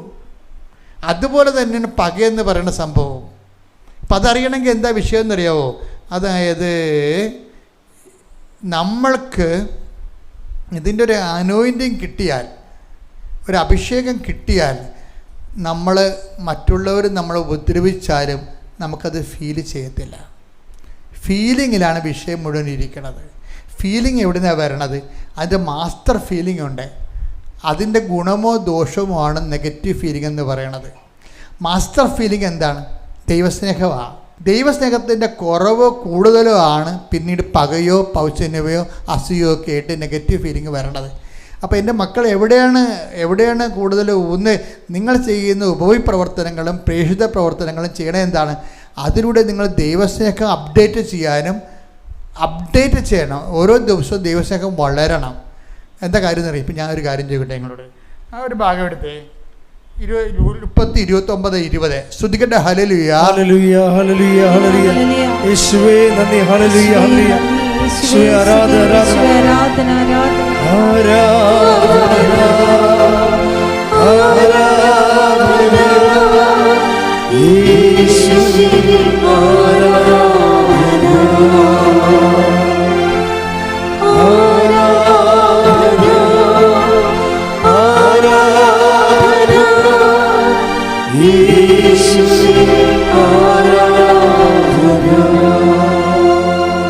ഉൽപ്പത്തി 29:20. അങ്ങനെ റാഹേലിന് വേണ്ടി യാക്കോബ് 7 കൊല്ലം പണിയെടുത്തു. അവളോടുള്ള സ്നേഹം മൂലം ആ വർഷങ്ങൾ ഏതാനും നാളുകളായേ അവന് തോന്നിയുള്ളൂ. അതൊന്നിനു വായിക്കാം. ഒന്ന് വായിച്ചേ. അങ്ങനെ റാഹേലിന് വേണ്ടി യാക്കോബ് 7 കൊല്ലം പണിയെടുത്തു. അവളോടുള്ള സ്നേഹം മൂലം ആ വർഷങ്ങൾ ഏതാനും നാളുകളായേ അവന് തോന്നിയുള്ളൂ. ഇതാണ് ഈ അഭിഷേകം എന്ന് പറയുന്ന സംഭവം. അത് മനുഷ്യന്മാരോടായാലും ശരി ദൈവത്തോടായാലും ശരി അഭിഷേകം ഉണ്ടാക്കുന്ന ഒരു വിഷയം സ്നേഹമാണ്. ഇപ്പോൾ നമ്മളിപ്പോൾ കഴിഞ്ഞ ദിവസങ്ങളിൽ ഇപ്പോൾ ഇവർ തന്നെ ഇവരുടെ പേരെന്ന രമ്യ വർഗീസ് തന്നെ ഒരു സാക്ഷ്യം പറയുന്നുണ്ട്. രമ്യ വർഗീസിന് ദിവസവും 90 കിലോമീറ്റർ സഞ്ചരിക്കണം. ജോലിക്ക് പോകണമെങ്കിലേ വീട്ടിൽ നിന്ന് 90 കിലോമീറ്റർ പോകണം. അപ്പോൾ 2.5 മണിക്കൂർ എടുക്കും. അപ്പോൾ 90 കിലോമീറ്റർ തിരിച്ചും വന്നെ. കേൾക്കുമ്പോൾ തന്നെ നമുക്ക് ഭയങ്കര ആദി പിടിക്കും. ഇത് എന്തോ ഒരു ദിവസം. ഇപ്പോൾ നിങ്ങളിപ്പോൾ കൃപാസദ്യ വരണമല്ല, പിന്നെ 3 മാസം കഴിഞ്ഞപ്പോൾ വന്നാൽ മതിയല്ല പുതുക്കണമെങ്കിലേ. ഇതങ്ങനെയല്ല, ഡെയിലി പോകണ്ടേ, ജോലിയല്ലേ. അപ്പോൾ ജോലി ആകുമ്പോൾ ഇത് വല്ലാത്ത ഭാരം ഉണ്ടാക്കും. ഇവരുടെ ലൈഫ് കർത്താവുമായിട്ട് സെറ്റായിരിക്കണ കാരണം ഇവർ പറയണത് എന്താണെന്നറിയാവോ? ഈ 90 അതായത് ഈ 90 കിലോമീറ്റർ എനിക്ക് വെറും 20 കിലോമീറ്റർ പോലെ തോന്നുന്നുള്ളത്. അതാണ് അഭിഷേകം എന്ന് പറയുന്നത്. ഉടമ്പടി എന്ന് പറയുന്നത് ഒന്നും നമുക്ക് പറയാനില്ല. അതായത് ഇത് ഒരു അനുഗ്രഹം. നമ്മൾ ചോദിക്കേണ്ട വിഷയത്തിൽ ഈശോ ചിലപ്പോൾ അഭിഷേകം തരും. അതാണ് വിഷയം. അനുഗ്രഹം നിങ്ങൾ ദൈവമായിട്ട് അടുപ്പമുള്ള അനുസരിച്ച് കൊണ്ട് അഭിഷേകത്തിന് യോഗ്യതയുള്ള വ്യക്തിയാണെങ്കിൽ അഭിഷേകം തരും. പിന്നെ 90 കിലോമീറ്റർ വെറുതെ 20 കിലോമീറ്റർ തോന്നത്തേ ഉള്ളൂ. ഭാരം കുറഞ്ഞു തോന്നും. അതെന്താ വിഷയം? അതുകൊണ്ടാണ് ഈശോ പറയുന്നത് എൻ്റെ ഭാരം ലഘുവാണെന്ന് പറയത്തില്ലേ. അത് അനോയിൻറ്റഡ് ആയിട്ടുള്ള വെയിറ്റേജിനെ അങ്ങനെ പറയണത്. നമുക്കൊരു അനോയിൻറ്റിങ് കിട്ടിക്കഴിഞ്ഞാൽ ദൈവസ്നേഹം വർദ്ധിക്കുന്നതനുസരിച്ച്, ദൈവസ്നേഹം ഒരു വ്യക്തിക്ക് വർദ്ധിക്കുന്നതനുസരിച്ച്, ഇപ്പം ഞാൻ ഒരു കൊച്ചിനെ വളർത്താത്തതിന് എന്തൊരു പാടാണ്. ഇപ്പോൾ ഈ 90 കിലോമീറ്റർ ദിവസം സഞ്ചരിക്കുകയും ചെയ്യണം, 3 കുഞ്ഞുങ്ങളെ വളർത്തണം, പിന്നെ പ്രായമായ 2 മാതാപിതാക്കന്മാരുണ്ട്. പ്രായമായ ഒരു മാതാവിനെ പോലും സംഭവിക്കാതെ എന്തുമാത്രം കന്നുകാലികളാണ് വീട്ടിലുള്ളത് നമ്മുടെ വീട്ടിൽ ഇല്ലേ? എങ്ങനെയും കൊണ്ടേ ആക്ക്, ഓൾഡ് ഏജിൽ കൊണ്ടേ ആക്കാൻ പറയും. ഓൾഡ് ഏജിൽ കൊണ്ടേ എനിക്ക് നിങ്ങളുടെ ഭർത്താവിനെ നോക്കാനൊന്നും പറ്റത്തില്ല, അത് എനിക്ക് നിൻ്റെ അമ്മനെ നോക്കാൻ പറ്റത്തില്ല, എനിക്ക് നിങ്ങളുടെ അപ്പനെ നോക്കാൻ പറ്റത്തില്ല. എന്താ പ്രശ്നം? അവർക്ക് അനോയിൻറ്റിങ് ഇല്ല. നര പശു സമാൻ എന്ന് പറയത്തില്ലേ? നരം പശുവിനെ പോലിരിക്കണം, ഒരു മൃഗമാണ് ശരിക്കും. മറ്റുള്ളവനെ സന്ധിക്കാൻ പറ്റുന്നില്ല എന്ന് പറഞ്ഞാൽ അപ്പം തന്നെ അവർക്ക് നിങ്ങൾ മനുഷ്യത്വത്തിൽ നിന്ന് താഴെപ്പോയി, മൃഗമായി. ചില ആൾക്കാർ ഡൈവേഴ്സ് ചെയ്തിരിക്കുന്നത് എന്താണ്? അയാൾക്ക് അപ്പനും അമ്മയും ഉണ്ടെന്ന് പ്രായമുള്ള. അതാണ് വിഷയം. ഡൈവേഴ്സ് ചെയ്ത് വീട്ടിൽ പതിക്കില്ല, പ്രസവിക്കാൻ പോയിട്ട് പിന്നെ വന്നില്ലല്ലോ. എന്താ വരാഞ്ഞതിൻ്റെ കാര്യം? പ്രായമായ അപ്പനും ഉണ്ട്, അതിൻ്റെ പെടലിക്ക് ഇരിക്കുമെന്ന് നിൻ്റെ പെടലിക്ക് ഇരിക്കത്തില്ല മോളെ. നിനക്ക് ദൈവസ്നേഹം ഉണ്ടെങ്കിൽ ഇതിൻ്റെ ഇരട്ടി കാര്യം നിങ്ങൾ ചെയ്യാം. ഇത്തിരി കട്ടിയുള്ള എല്ലാവിധ ഉത്തരവാദിത്വങ്ങൾക്കും അനുഗ്രഹമല്ല നമുക്ക് വേണ്ടത്. അതിൻ്റെ മക്കൾ മനസ്സിലാക്കണം. ഇത്തിരി കട്ടിയുള്ള ഉത്തരവാദിത്വങ്ങൾക്കെല്ലാം നമുക്ക് ബ്ലെസ്സിങ് അല്ല വേണ്ടത്. നമുക്കെന്താ വേണ്ടത്? അനോയിൻറ്റിങ്ങാണ് വേണ്ടത്. ഇത്തിരി നീളം നിൽക്കുന്ന കുറച്ച് കാലങ്ങളുണ്ടാവും ഈ പ്രസംഗം ഉണ്ടെങ്കിൽ തോന്നുകയാണെങ്കിൽ നിങ്ങൾ ബ്ലെസ്സിങ്ങിൽ അല്ല നിങ്ങൾ ഇൻവെസ്റ്റ് ചെയ്യേണ്ടത്, അനോയിൻറ്റിങ് വേണ്ടിയാണ്. ഉടമ്പടിയിൽ എഴുതുമ്പോൾ തന്നെ പറയണം, ഇത് കുറച്ചു കാലം നിൽക്കുന്ന വിഷയമാണെങ്കിൽ എൻ്റെ മക്കൾ അനോയിൻറ്റിങ് എന്ന് പറയണം. ഇപ്പോൾ ഒരു ഓട്ടിസമുള്ള കുഞ്ഞ്, അത് കുറച്ച് കാലം നിൽക്കണേ, ആ കൊച്ചു മരിക്കണവരെ ആ രോഗം ഉണ്ടാകത്തില്ലേ. ചിലപ്പോൾ മാതാപിതാക്കന്മാർ മരിച്ചു കഴിഞ്ഞാൽ ആ കൊച്ചിൻ്റെ രോഗം ചിലപ്പോൾ മാറിയില്ല, വരാത്ത കുടുംബം നമ്മൾ കണ്ടിട്ടുണ്ട്. അപ്പോൾ എന്താ ചെയ്യേണ്ടത്? ഇതിന് കറസ്പോണ്ടിങ് അനോയിൻറ്റിങ് ഉണ്ട്. കാര്യം നമ്മളിങ്ങനെയുള്ളവർ ഒത്തിരി കാണുന്നതാണ് എല്ലാ ദിവസവും. ഇതിന് അനോയിൻറ്റിങ് പ്രാപിച്ചവരുണ്ടെങ്കിൽ നമ്മൾ ഓർക്കും, ദൈവമേ ആ കൊച്ചിനെ ഒരു ദിവസം ഞാൻ എൻ്റെ ബസ്സിൽ കയറിയപ്പോഴേ ആ കുട്ടി എന്നെ തുപ്പി എൻ്റെ മുഖത്തിട്ട്. ഇപ്പോൾ എൻ്റെ ജീവിതത്തിൽ എഴുതി വെച്ചിട്ടുണ്ടത്. ഞാൻ ആ പ്രൈവറ്റ് ബസ്സിൽ ഇരിക്കുകയാണ്, അമ്മയും കുഞ്ഞും അപ്പുറത്തിരിക്കണേ. അപ്പം ഞങ്ങളിരിക്കുമ്പോൾ ആ സമയത്ത് ആ കുഞ്ഞ് കൈ ഇരുന്നുകൊണ്ട് എന്നെ തുപ്പണം, അതിന് ബോധമില്ല കൊച്ചനെ. അപ്പോൾ ഞാൻ തുടച്ച്, പക്ഷേ എന്നോട് സോറി അവർ പറയുന്നുണ്ട്. പക്ഷേ കുട്ടിയെ ഒന്നും ചെയ്യാൻ പറ്റത്തില്ല നമുക്ക്. ഒരു നോർമലായിട്ട് കൊച്ചാണെങ്കിൽ ഒരു പിച്ചങ്ങനെ വെച്ചു അത് ചെയ്യാൻ പാടില്ലെന്ന് പറയാം അല്ലേ? നോർമൽ കൊച്ചാണെങ്കിൽ. ഇത് നോർമലല്ലോ. എന്നിട്ടും അതിനെ മടി വെച്ചുകൊണ്ട് അമ്മ കൊണ്ടുപോവുകയാണ്. അത് അനോയിൻറ്റിങ് എന്ന് പറയാം. അനോയിൻറ്റിങ്, ഇതിന് കറസ്പോണ്ടിങ് അനോയിൻറ്റിങ് ഉണ്ട്. അപ്പോൾ നിങ്ങൾ ഓർക്ക് ഇങ്ങനെ കൂടുതൽ ഹെവി ലോഡ് നമ്മൾ എടുത്തിട്ട് അനോയിൻറ്റിങ് മേടിക്കണം, അങ്ങനെയല്ല. ഉള്ള വിഷയങ്ങൾ, ഇപ്പം നമുക്ക് ഉള്ള വിഷയങ്ങൾ, ചില വിഷയങ്ങൾ അനുഗ്രഹത്തിൻ്റെ വിഷയങ്ങളല്ല, അനോയിൻറ്റിങ്ങിൻ്റെ വിഷയങ്ങളാണ്, അഭിഷേകത്തിൻ്റെ വിഷയങ്ങളാണ്. അപ്പോൾ എൻ്റെ മക്കൾ ദൈവസ്നേഹം വർദ്ധിക്കാൻ വേണ്ടിയാണ് ഇൻവെസ്റ്റ്മെൻ്റ് എല്ലാം ചെയ്യേണ്ടത്. പത്രം കൊടുക്കുമ്പോഴും ഉപരിപ്രവർത്തനങ്ങൾ ചെയ്യുമ്പോഴും നിങ്ങളുടെ ദൈവസ്നേഹത്തിൽ ലെവൽ കൂട്ടാൻ നോക്കണം.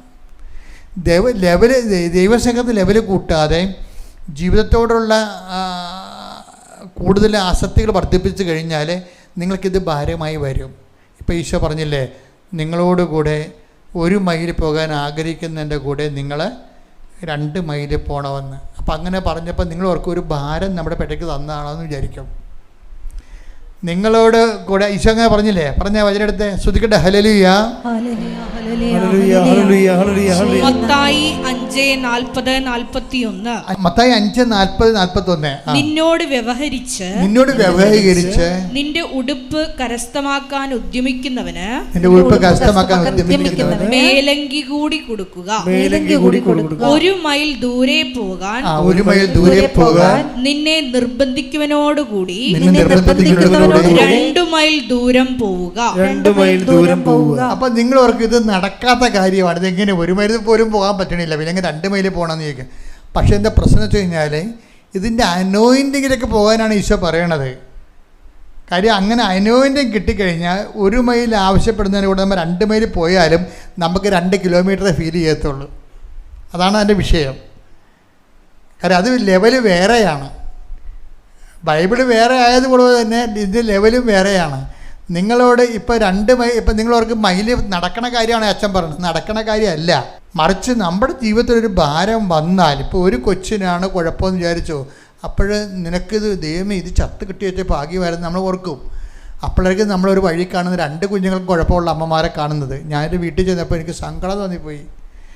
ഞാൻ പൂങ്കാവിലൊരു വീടിൻ്റെ അവിടെ റോഡിൽ കൂടി നടക്കുമ്പോൾ എന്നൊരു ചേടത്തി വന്ന് പെട്ടെന്ന് വിളിച്ച്, ജോസപ്പച്ചനല്ലേ എന്ന് ചോദിച്ചു. ഞാൻ പറഞ്ഞു അതെ, ഒന്ന് വരുവാ. ഞാൻ ചെന്നപ്പോഴുണ്ട് അച്ഛൻ 1 മിനിറ്റ് എന്ന് പറഞ്ഞു. 1 മിനിറ്റ്. അപ്പോൾ ഒരു പ്ലാസ്റ്റിക് പാകൊണ്ടെന്ന് വിരിച്ച്. അപ്പം ഞാനവിടെ എനിക്ക് മുട്ടുകുത്തി പ്രാർത്ഥിക്കാനായിരിക്കും എന്ന് വിചാരിച്ച്. അപ്പം പിന്നെ എന്താ, പിന്നെ 2 പിള്ളേരെ കൊണ്ടുവന്ന് കിടത്തി. ഞാൻ ഞെട്ടിപ്പോയി. അത് കിടന്ന് വലുതാകണ പിള്ളേർ, അതിനെ കമന്ന് വീണ വട്ടി കിടക്കുകയാണ്. അങ്ങനെ ആ അമ്മയും ഒരു ഡൈവേഴ്സും ഇല്ലാതെ ആ വീട്ടിൽ നിന്ന് പോകാതെ ആ കുഞ്ഞുങ്ങളെ നോക്കുന്നുണ്ട്. അതാണ് അഭിഷേകം എന്ന് പറയണത്. എൻ്റെ മക്കളെ, നിങ്ങൾക്ക് ചിലർക്ക് പറ്റിക്കുന്ന അബദ്ധം എന്താണെന്നറിയാവോ? രമ്യ വർഗീസിവിടെ പറയണില്ലേ, എന്താ പ്രശ്നം? നിത്യതയെക്കുറിച്ച് യു ഹാവ് നോ ഐഡിയ. അതാണ് പ്രശ്നം വന്നിരിക്കുന്നത്.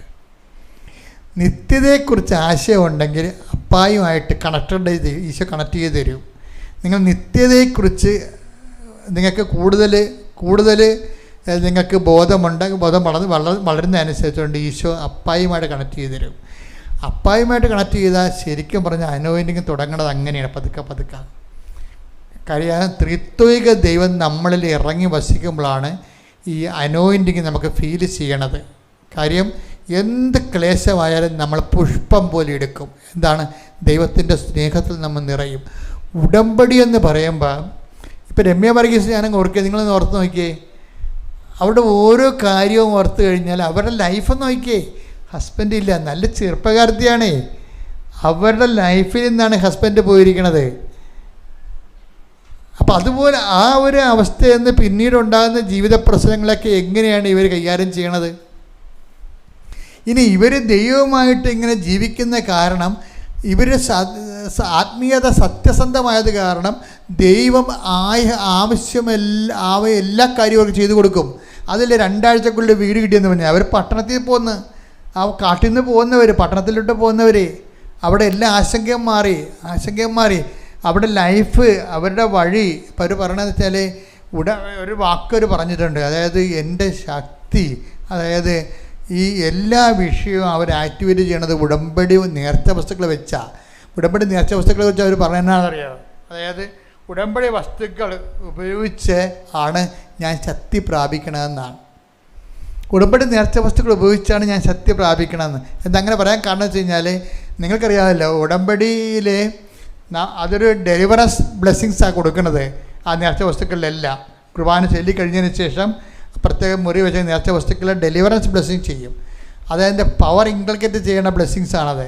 ഇപ്പോൾ നമ്മൾ സാധാരണ സിമ്പിൾ ബ്ലെസ്സിങ്സ് ഉണ്ട്, അതല്ല, മറിച്ച് അത് ദൈവത്തിന് കാഴ്ചവെക്കണം. അങ്ങനെയല്ല, മറിച്ച് ഇതിൻ്റെ പവർ ഇൻകൾക്കേറ്റ് ചെയ്യുന്ന ഡെലിവറൻസ് ബ്ലെസ്സിങ്സ് ഉണ്ട്. ആ കാസ്റ്റിംഗ് പ്രെയറുമൊക്കെ ആയിട്ട് ബന്ധമുള്ളതാണത്. അപ്പോൾ അത് ചെയ്ത് കഴിയുമ്പോൾ പിന്നെ എന്താ പറ്റണത്?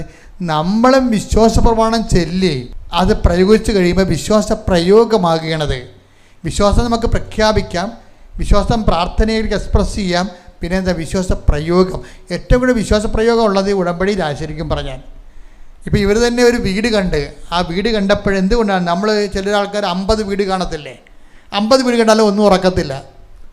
ഇതാണ് എൻ്റെ വീട്ടിൽ ഭയങ്കര തിരക്കുക. കൊടുക്കണം, അഡ്വാൻസ് കൊടുക്കണം, വേണ്ടേ കൊടുത്താൽ പോകുക, ആ വീട്ടിൽ താമസിക്കാൻ പറ്റുക, ഇങ്ങനെ അങ്കലാപ്പും നിലവിളിയുമായിട്ട് നടക്കും. അഡ്വാൻസ് കൊടുക്കുകയുമില്ല. ഇങ്ങനെ എത്രയോ പേര് അങ്ങനെ ചെയ്യണത്. അതാണ് ലൗകികമായിട്ട് ചെയ്യണമെന്ന് പറഞ്ഞത്. പക്ഷെ ഇതങ്ങനെയല്ല. ഒരു ഒറ്റ വീട് പോയി കാണുന്നു, അപ്പം തന്നെ ഉടമ്പടി തൈലം, ഉടമ്പടി ഉപ്പ് കൊണ്ട് ഇട്ടു, ഈശോ നിൻ്റെ അവകാശം സ്ഥാപിച്ചിരിക്കണം. ഇതെൻ്റെ വീടല്ല, ഞാൻ പൊറുക്കാൻ പോണത് നിൻ്റെ വീട്ടിലാണ്. തീർന്നു. സത്യസന്ധമായി ദൈവമായിട്ട് ജീവിക്കുകയാണ് ശരിക്കും പറഞ്ഞാൽ. അത് ഉടമ്പടി ഉപ്പെന്ന അപ്പോൾ അവർ തന്നെ ഇവിടെ പ്രയോഗിച്ച് അവരതിലൊക്കെ ആത്മാർത്ഥമായിട്ട് വിശ്വസിച്ച് അതനുസരിച്ച് പ്രയോഗിക്കുകയാണ്. അപ്പോൾ 50 വീട് കാണേണ്ട കാര്യമില്ല, ഒറ്റ വീട് കണ്ടാൽ മതി. നമ്മൾ പൊറുക്കാനുള്ള വീട് കർത്താവിൻ്റെ മുമ്പിലുണ്ട്, കർത്താവിൻ്റെ മനസ്സിലുണ്ട്. ഇങ്ങനെ അലഞ്ഞേണ്ട അവനോട് ചോദിച്ച് ഇവനോട് ചോദിച്ച് അലയേണ്ട ഒരു കാര്യമില്ല.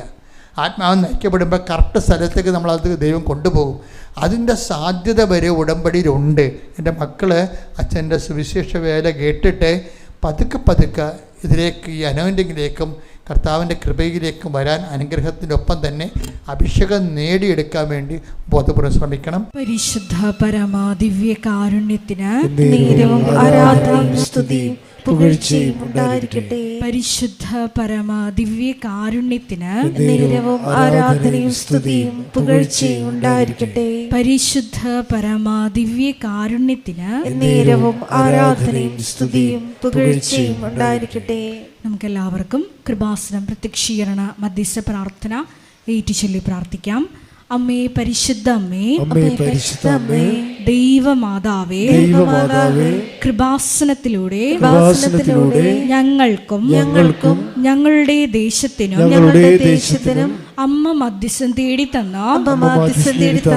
എല്ലാ അനുഗ്രഹങ്ങൾക്കും കൃപകൾക്കും ഞങ്ങളിപ്പോൾ ഹൃദയം നിറഞ്ഞ നന്ദി പറയുന്നു. സ്തുതിച്ചു പ്രാർത്ഥിക്കാം. ഹല്ലേലൂയ, ഹല്ലേലൂയ. നാളിതുവരെ ഞങ്ങൾക്ക് ലഭിച്ച എല്ലാ കൃപകൾക്കും അനുഗ്രഹങ്ങൾക്കും നന്ദി പറയുന്നു. ഹല്ലേലൂയ, ഹല്ലേലൂയ. മഹത്വം, മഹത്വം, ആരാധന, ആരാധന. ദൈവപിതാവേ നന്ദി, പിതാവേ മഹത്വം, ദൈവപിതാവേ ആരാധന.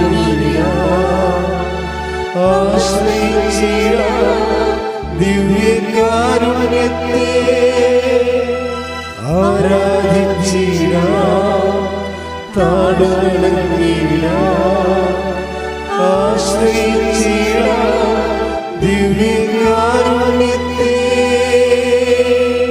പരിശുദ്ധ പരമാ ദിവ്യ കാരുണ്യത്തിന് ആരാധനയും സ്തുതിയും പുകഴ്ചയും ഉണ്ടായിരിക്കട്ടെ. പരിശുദ്ധ പരമാ ദിവ്യ കാരുണ്യത്തിന് ആരാധനയും സ്തുതിയും പുകഴ്ചയും ഉണ്ടായിരിക്കട്ടെ. പരിശുദ്ധ പരമാ ദിവ്യ കാരുണ്യത്തിന് ആരാധനയും സ്തുതിയും പുകഴ്ചയും ഉണ്ടായിരിക്കട്ടെ. അമ്മേ പരിശുദ്ധ അമ്മേ, പരിശുദ്ധ ദൈവമാതാവേ, 2004 ഡിസംബർ 7-ാം തീയതി ഉച്ച കഴിഞ്ഞ് 2:30 കൃപാസനത്തിൽ സംഭവിച്ച അമ്മയുടെ പ്രത്യക്ഷപ്പെടലിനെ കുറിച്ച് തിരുസഭയ്ക്ക് സമർപ്പിച്ചിരിക്കുന്ന പഠനരേഖകളുടെ മേൽ വസ്തുനിഷ്ഠവും ദൈവശാസ്ത്ര വിധി പ്രകാരമുള്ളതുമായ അന്വേഷണ പഠനങ്ങൾ നടത്തി ആ പ്രത്യക്ഷപ്പെടലിലൂടെ പ്രകടമായ ദൈവമാതാവിന്റെ പ്രത്യേക കരുതലും സംരക്ഷണവും വെളിപ്പെടുത്തുന്ന പീഡിതരുടെ ആശ്വാസവും പ്രവാചകന്മാരുടെ രാജ്ഞിയും വാഗ്ദാനത്തിന്റെ പേടകവും പ്രപഞ്ച പ്രകൃതിയുടെ മാതാവുമായ പരിശുദ്ധ അമ്മയുടെ ഭക്തി തിരുസഭയിൽ കൂടുതൽ പ്രചരിച്ച് ജീവിതത്തിന്റെ ദുരിത ദുരന്ത അവസ്ഥകളിൽ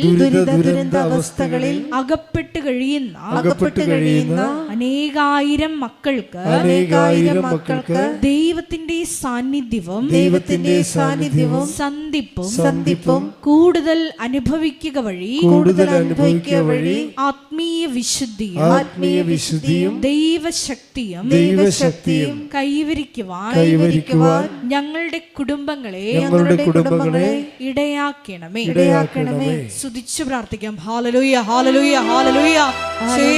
ദിവ്യകാരുണ്യനാഥ, മരിയൻ ഉടമ്പടിയെടുത്ത് പ്രാർത്ഥിക്കുന്ന ഞങ്ങളുടെ കുടുംബങ്ങളെ വിശുദ്ധീകരിക്കണമേ എന്ന് പ്രാർത്ഥിക്കുന്നു, ശക്തീകരിക്കണമേ എന്ന് പ്രാർത്ഥിക്കുന്നു, ആത്മാവാൽ വഴി നടത്തണമേ എന്ന് പ്രാർത്ഥിക്കുന്നു, വലിയ വലിയ സാക്ഷികളാക്കി ഉയർത്തണമേ എന്ന് പ്രാർത്ഥിക്കുന്നു. Hallelujah, hallelujah. ദൈവപിതാവേ നന്ദി, ദൈവപിതാവേ മഹത്വം, ദൈവപിതാവേ ആരാധന.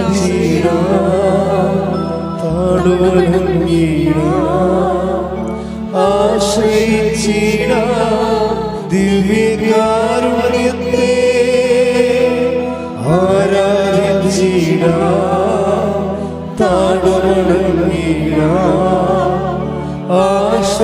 ആശ്രയിച്ചിടാം, ദിവ്യകാരുണ്യത്തെ പരിശുദ്ധ പരമ ദിവ്യ കാരുണ്യത്തിന് നേരവും ആരാധനയും സ്തുതിയും പുകഴ്ചയും ഉണ്ടായിരിക്കട്ടെ. പരിശുദ്ധ പരമ ദിവ്യ കാരുണ്യത്തിന് നേരവും ആരാധനയും സ്തുതിയും പുകഴ്ചയും ഉണ്ടായിരിക്കട്ടെ. പരിശുദ്ധ പരമ ദിവ്യ കാരുണ്യത്തിന് നേരവും ആരാധനയും സ്തുതിയും പുകഴ്ചയും ഉണ്ടായിരിക്കട്ടെ. അമ്മേ പരിശുദ്ധ അമ്മേ, അമ്മേ പരിശുദ്ധ അമ്മേ, ഭൂസ്വർലോകങ്ങളുടെ രാജ്ഞിയായ ഭൂസ്വർലോകങ്ങളുടെ രാജ്ഞിയായ അങ്ങേയ്ക്ക് ഭൗമ സംരക്ഷണത്തിനായി പ്രപഞ്ച പ്രകൃതിയെ തന്നെ തിരുസഭ പ്രതിഷ്ഠിക്കുവാൻ ഈ പ്രത്യക്ഷീകരണം വഴി ഇടയാക്കണമേ. പരിശുദ്ധ അമ്മേ, ജപമാല മാതാവേ, സകല കൃപാസനം പ്രാർത്ഥനകളോടും ചേർത്ത് ഞങ്ങൾ ഇപ്പോൾ പ്രാർത്ഥിക്കുന്ന ഈ സമൂഹത്തിന്റെ പ്രത്യേക നിയോഗങ്ങളും മൗനമായിട്ട് നമ്മുടെ വ്യക്തിപരമായ പ്രാർത്ഥനാ വിഷയങ്ങളും സമാനമായിട്ടുള്ള ജീവിത ദുരിതങ്ങളിലൂടെ കടന്നു പോകുന്ന മക്കളെയും കൃപാസനത്തിൽ ജീവനോടെ പ്രത്യക്ഷയായ ദൈവമാതാവിൻ്റെ മധ്യസ്ഥയിൽ ദിവ്യകാരുണ്യ സന്നിധിയിൽ സമർപ്പിച്ച് നമുക്കൊരു നിമിഷം പ്രാർത്ഥിക്കാം.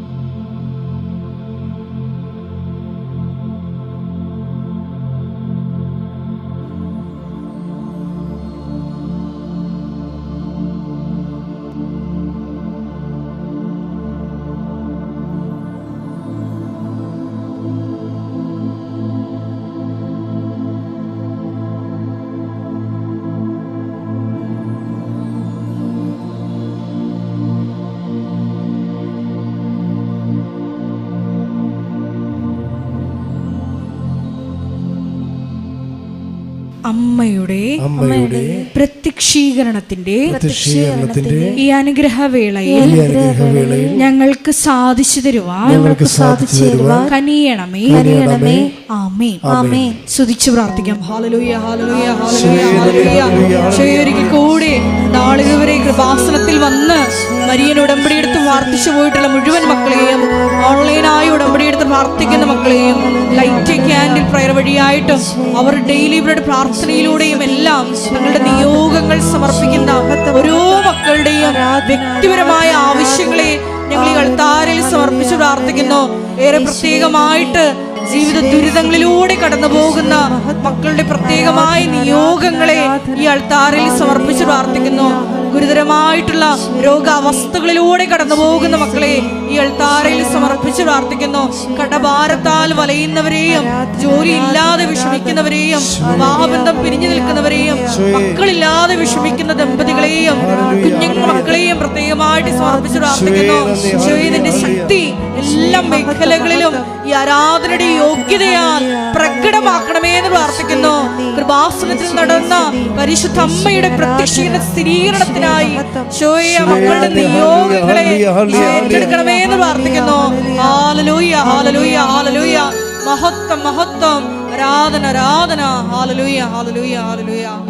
നമുക്ക് എല്ലാവർക്കും എഴുന്നേറ്റ് നിന്നുകൊണ്ട് കരങ്ങളടിച്ചുകൊണ്ട് ദൈവസ്നേഹത്തോടെ സന്തോഷത്തോടെ ദൈവത്തെ മഹത്വപ്പെടുത്തി ഗായക സംഘത്തോട് ചേർന്നുകൊണ്ട് പാടി പ്രാർത്ഥിക്കും.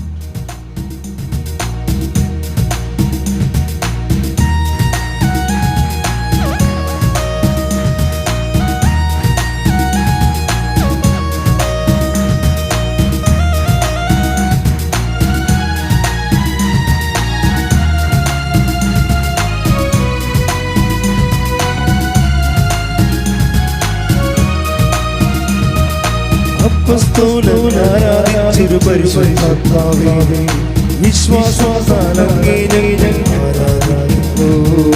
അപ്പസ്തോലനാരാധിച്ചൊരു പരിശുദ്ധാത്മാവേ, വിശ്വാസത്താൽ അങ്ങേ ഞങ്ങൾ ആരാധിക്കുന്നു. അപ്പസ്തോലനാരാധിച്ചൊരു പരിശുദ്ധാത്മാവേ ശ്വാസത്താലങ്ങേ ഞങ്ങൾ ആരാധിക്കുന്നു മാളികമണിയായി ഒരു പരിശുദ്ധാത്മാവേ ദാതാവേ ഞങ്ങൾ ആരാധിക്കുന്നു മാളികമണിയായി ഒരു പരിശുദ്ധാത്മാവേ ദാതാവേ ഞങ്ങൾ ആരാധിക്കുന്നു നിറയണമേ നീ നിന്നുള്ളിൽ നീതാവുകളാ ഒഴുകണമേ നീ നിന്നുള്ളിൽ പുതിയൊരു നദിയായി നിറയണമേ നീ നിന്നുള്ളിൽ നീതാവുകളാ ഒഴുകണമേ നീ നിന്നുള്ളിൽ പുതിയൊരു നദിയായി ചെഞ്ചലോരും അസ്ഥികൾ നിറയും താഴ്വരയിൽ പുതു ജീവൻ പകരണമേ ചെഞ്ചലോരും അസ്ഥികൾ നിറയും താഴ്വരയിൽ പുതു ജീവൻ പകരണമേ പരിശുദ്ധാത്മാവേ പരിശുദ്ധാത്മാവേ പരിശുദ്ധാത്മാവേ പരിശുദ്ധാത്മാവേ പരിശുദ്ധാത്മാവേ പരിശുദ്ധാത്മാവേ അപ്പസ്തോലർ ആരാധിച്ചൊരു പരിശുദ്ധാത്മാവേ വിശ്വാസത്താലങ്ങേ ഞങ്ങൾ ആരാധിക്കുന്നു ഉറക്കെ പാടാം അപ്പസ്തോലർ ആരാധിച്ചൊരു പരിശുദ്ധാത്മാവേ വിശ്വാസത്താലങ്ങേ ഞങ്ങൾ ആരാധിക്കുന്നു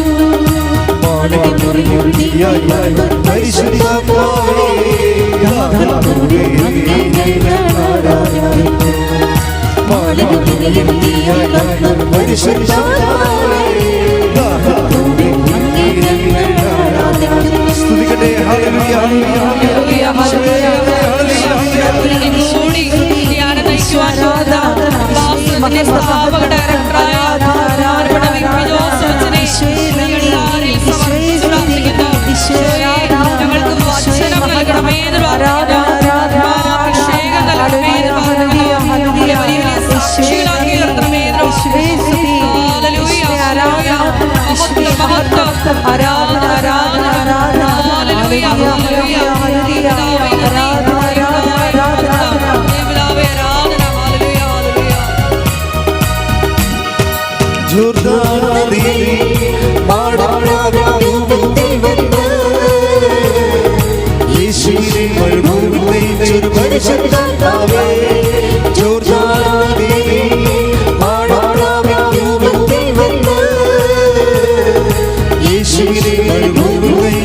പരിശുദ്ധാത്മാവേ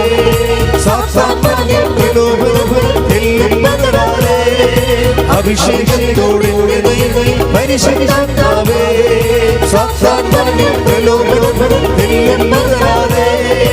അഭിഷേകത്തോടെ പരിശുദ്ധാത്മാവേ പരിശുദ്ധാത്മാവേ പരിശുദ്ധാത്മാവേ പരിശുദ്ധാത്മാവേ പരിശുദ്ധാത്മാവേ പരിശുദ്ധാത്മാവേ രോഗസൗഖ്യ പ്രാർത്ഥനയിലേക്ക് പോവുകയാണ്.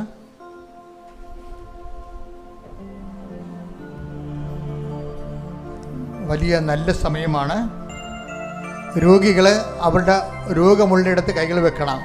നിങ്ങൾക്ക് രോഗമില്ലെങ്കിൽ നിങ്ങളുടെ പ്രിയപ്പെട്ടവർ, വീട്ടിലുള്ളവർ, രോഗപീഠകൾ അനുഭവിക്കുന്നവർ, അവരൊക്കെ എവിടെയാണ് രോഗമുള്ളത് അവിടെ നമ്മൾ കൈവെക്കണം. അച്ഛനോട് ചേർന്ന് പ്രാർത്ഥിക്കണം. കർത്താവേ, ഏറ്റു പ്രാർത്ഥിക്കുക. കർത്താവേ, നീ ജീവനോടെ എഴുന്നള്ളിയിരിക്കുന്ന ഈ അൾത്താരയിലെ അമ്മ മാതാവ് പ്രത്യക്ഷപ്പെട്ട ഈ അൾത്താരയില് ഞങ്ങള് ആശ്രയിച്ചുകൊണ്ട് തീർത്ഥാടനത്തിൽ പ്രാർത്ഥിക്കുന്നവരും ഈ ധ്യാനം ഉടമ്പടി കേൾക്കുന്നവരും ഓൺലൈനിൽ കേൾക്കുന്നവരും കർത്താവേ, ഇപ്പോൾ അഭിഷിക്തരാകണമേ. ഈശോ സ്വർഗം തുറക്കണമേ. കർത്താവേ, അങ്ങയുടെ വിശുദ്ധ പൗരോഹിത്യത്തെ മഹത്വപ്പെടുത്തണമേ. കർത്താവേ, സഭയിലുള്ള സാന്നിധ്യത്തെ പ്രകടമാക്കണമേ.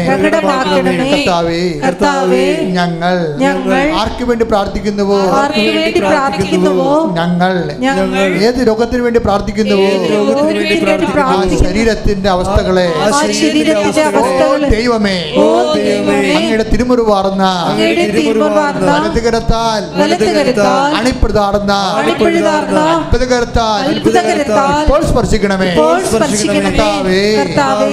സ്പർശിക്കണമേ.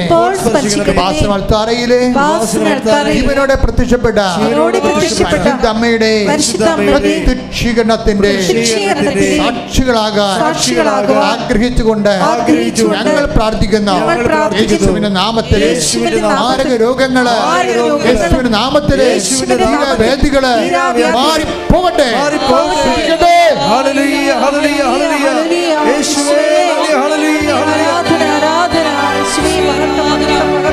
സുഖപ്പെട്ടുകൊണ്ട് നാമത്തെ ആരാധനയിലൂടെ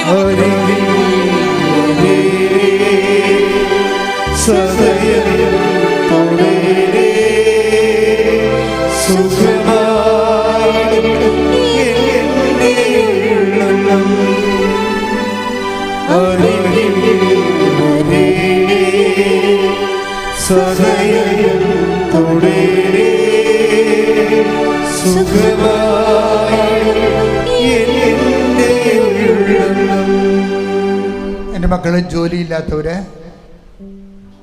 ഭവനരഹിതര്, പല പല പരീക്ഷ കഴിഞ്ഞതിന് ശേഷം അതിൻ്റെ റിസൾട്ട്, അനുകൂലമായ റിസൾട്ട് വെയിറ്റ് ചെയ്യുന്നവർ,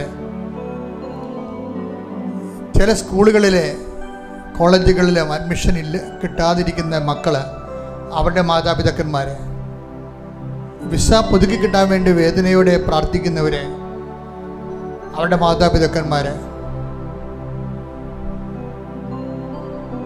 ആ മേഖലകളിലെല്ലാം സാമ്പത്തികമായ ബാധ്യതകൾ, ജപ്തി നടപടികൾ, കടങ്ങൾ, കേസുകൾ, വ്യാജ കേസുകൾ, ആ മേഖലകളിലെല്ലാം കർത്താവിൻ്റെ കൃപ ചൊരിയാൻ വേണ്ടി അച്ഛൻ പ്രാർത്ഥിക്കുന്ന സമയമാണ്. എൻ്റെ മക്കൾ ഇടിമുഴക്കം പരിശോധിച്ചുകൊണ്ടിരിക്കട്ടെ.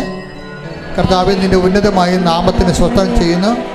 കർത്താവിൽ നിൻ്റെ വിശുദ്ധ പൗരോഹിത്യത്തെ മഹത്വപ്പെടുത്തണമേ.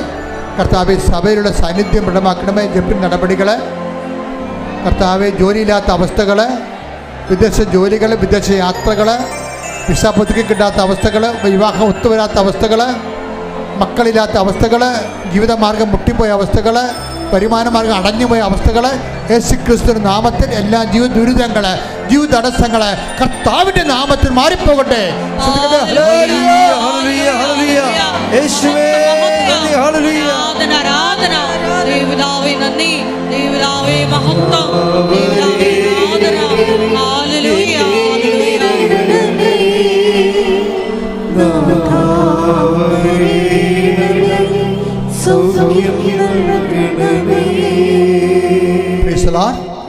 എല്ലാവരും മുട്ടേ നിൽക്കുക. മക്കളെ, സമാപന ആശീർവാദത്തിന് മുമ്പായിട്ട് നിങ്ങൾ വ്യക്തിപരമായ ആവശ്യങ്ങൾക്ക് വേണ്ടി പ്രാർത്ഥിക്കുക. നിങ്ങൾ ഉടമ്പടി ചെയ്ത വിഷയങ്ങൾ, ഉടമ്പടി ചെയ്യാൻ പോകുന്ന വിഷയങ്ങൾ, ഈ ആഴ്ചയിൽ നിങ്ങൾ എത്രയും വേഗം ചെയ്തു മാറേണ്ട കാര്യങ്ങൾ, നടന്നു മാറേണ്ട കാര്യങ്ങൾ, നിങ്ങൾ വിഷമിപ്പിക്കുകയോ പ്രതീക്ഷിപ്പിക്കുകയോ ചെയ്യുന്ന തീയതികൾ ഒക്കെ ഓർക്കുക. കർത്താവ് ആ മേഖലയെല്ലാം നിങ്ങൾ ആശീർവദിക്കുന്ന സമയമാണ്. ജീവിതമാർഗങ്ങൾ, ആലോചനപ്പെടുത്തുന്ന വ്യക്തികൾ, സങ്കടപ്പെടുത്തുന്ന സാഹചര്യങ്ങൾ, കേസുകൾ എല്ലാം ഓർക്കുക. കർത്താവെ, അങ്ങയുടെ മക്കൾക്ക് വേണ്ടി ഞാൻ പ്രാർത്ഥിക്കുകയാണ്. ഈശോ, നിൻ്റെ തിരുമുറുപാടുന്ന വലുതുകരം കുഞ്ഞുങ്ങളുടെ മക്കളുടെ ശിരസിൽ വെക്കണമേ. സന്ധ്യബന്ധങ്ങളുടെ മാംസപേശികളിലും രക്തഞരമ്പുകളിലും അവർക്ക് അങ്ങയുടെ പരിശുദ്ധാത്മ നിറഞ്ഞുകൊണ്ട് അവർക്ക് ആന്തരികമായ അഭിഷേകം നൽകണമേ. ശ്രദ്ധിക്കട്ടെ. ഹല്ലേലൂയ, ഹല്ലേലൂയ, ഹല്ലേലൂയ, ഹല്ലേലൂയ. മഹത്വം, മഹത്വം, ആരാധന, ആരാധന. ഹല്ലേലൂയ, ഹല്ലേലൂയ, ഹല്ലേലൂയ. കർത്താവിന് ഉന്നതമായ നാമത്തിൽ സഭയുടെ അധികാരത്തിൽ കുരിശിന്റെ അടയാളത്തിൽ ദൈവസത്യ മാർഗ തടസ്സങ്ങൾ, ജീവിത ദുരിതങ്ങൾ യേശുവിന്റെ നാമത്തിൽ മാറിപ്പോകട്ടെ.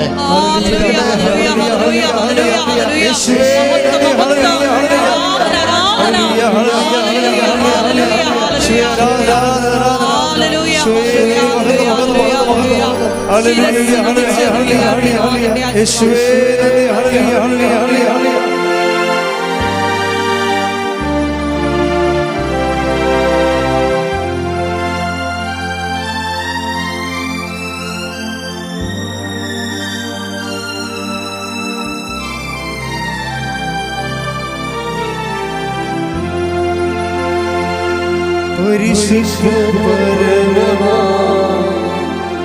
ദിവ്യകാരുണ്യമേ, എന്നുമെന്നും അങ്ങേക്ക് ആരാധന. പരിശുദ്ധ പരമമാ ദിവ്യകാരുണ്യമേ, എന്നുമെന്നും അങ്ങേക്ക് ആരാധന. പരിശുദ്ധ പരമമാ ദിവ്യകാരുണ്യമേ, എന്നുമെന്നും അങ്ങേക്ക്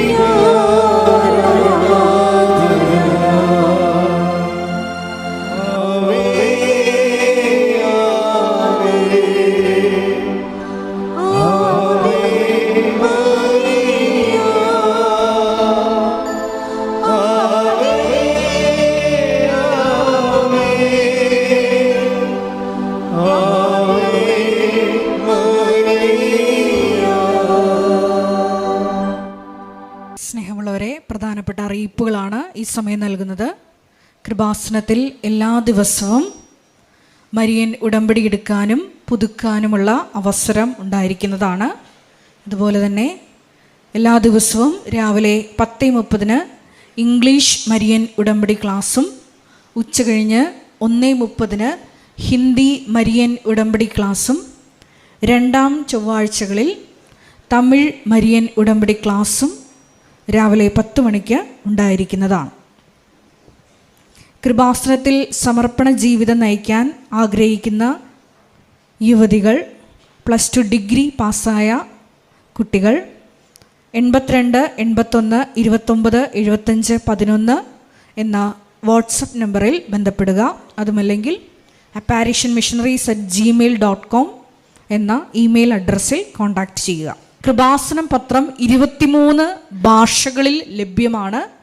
നിങ്ങൾ ആയിരിക്കുന്ന ഇടങ്ങളിൽ ഏത് ഭാഷ കൊടുത്താൽ ദൈവജനത്തിന് ഏറ്റവും പ്രയോജനകരമാകും എന്നുള്ള ഭാഷകളാണ് ഉടമ്പടി എടുക്കുന്ന സഹോദരങ്ങൾ വാങ്ങിച്ചുകൊണ്ട് പോകേണ്ടത് എന്നുള്ള കാര്യം സ്നേഹപൂർവ്വം ഓർമ്മപ്പെടുത്തുന്നു.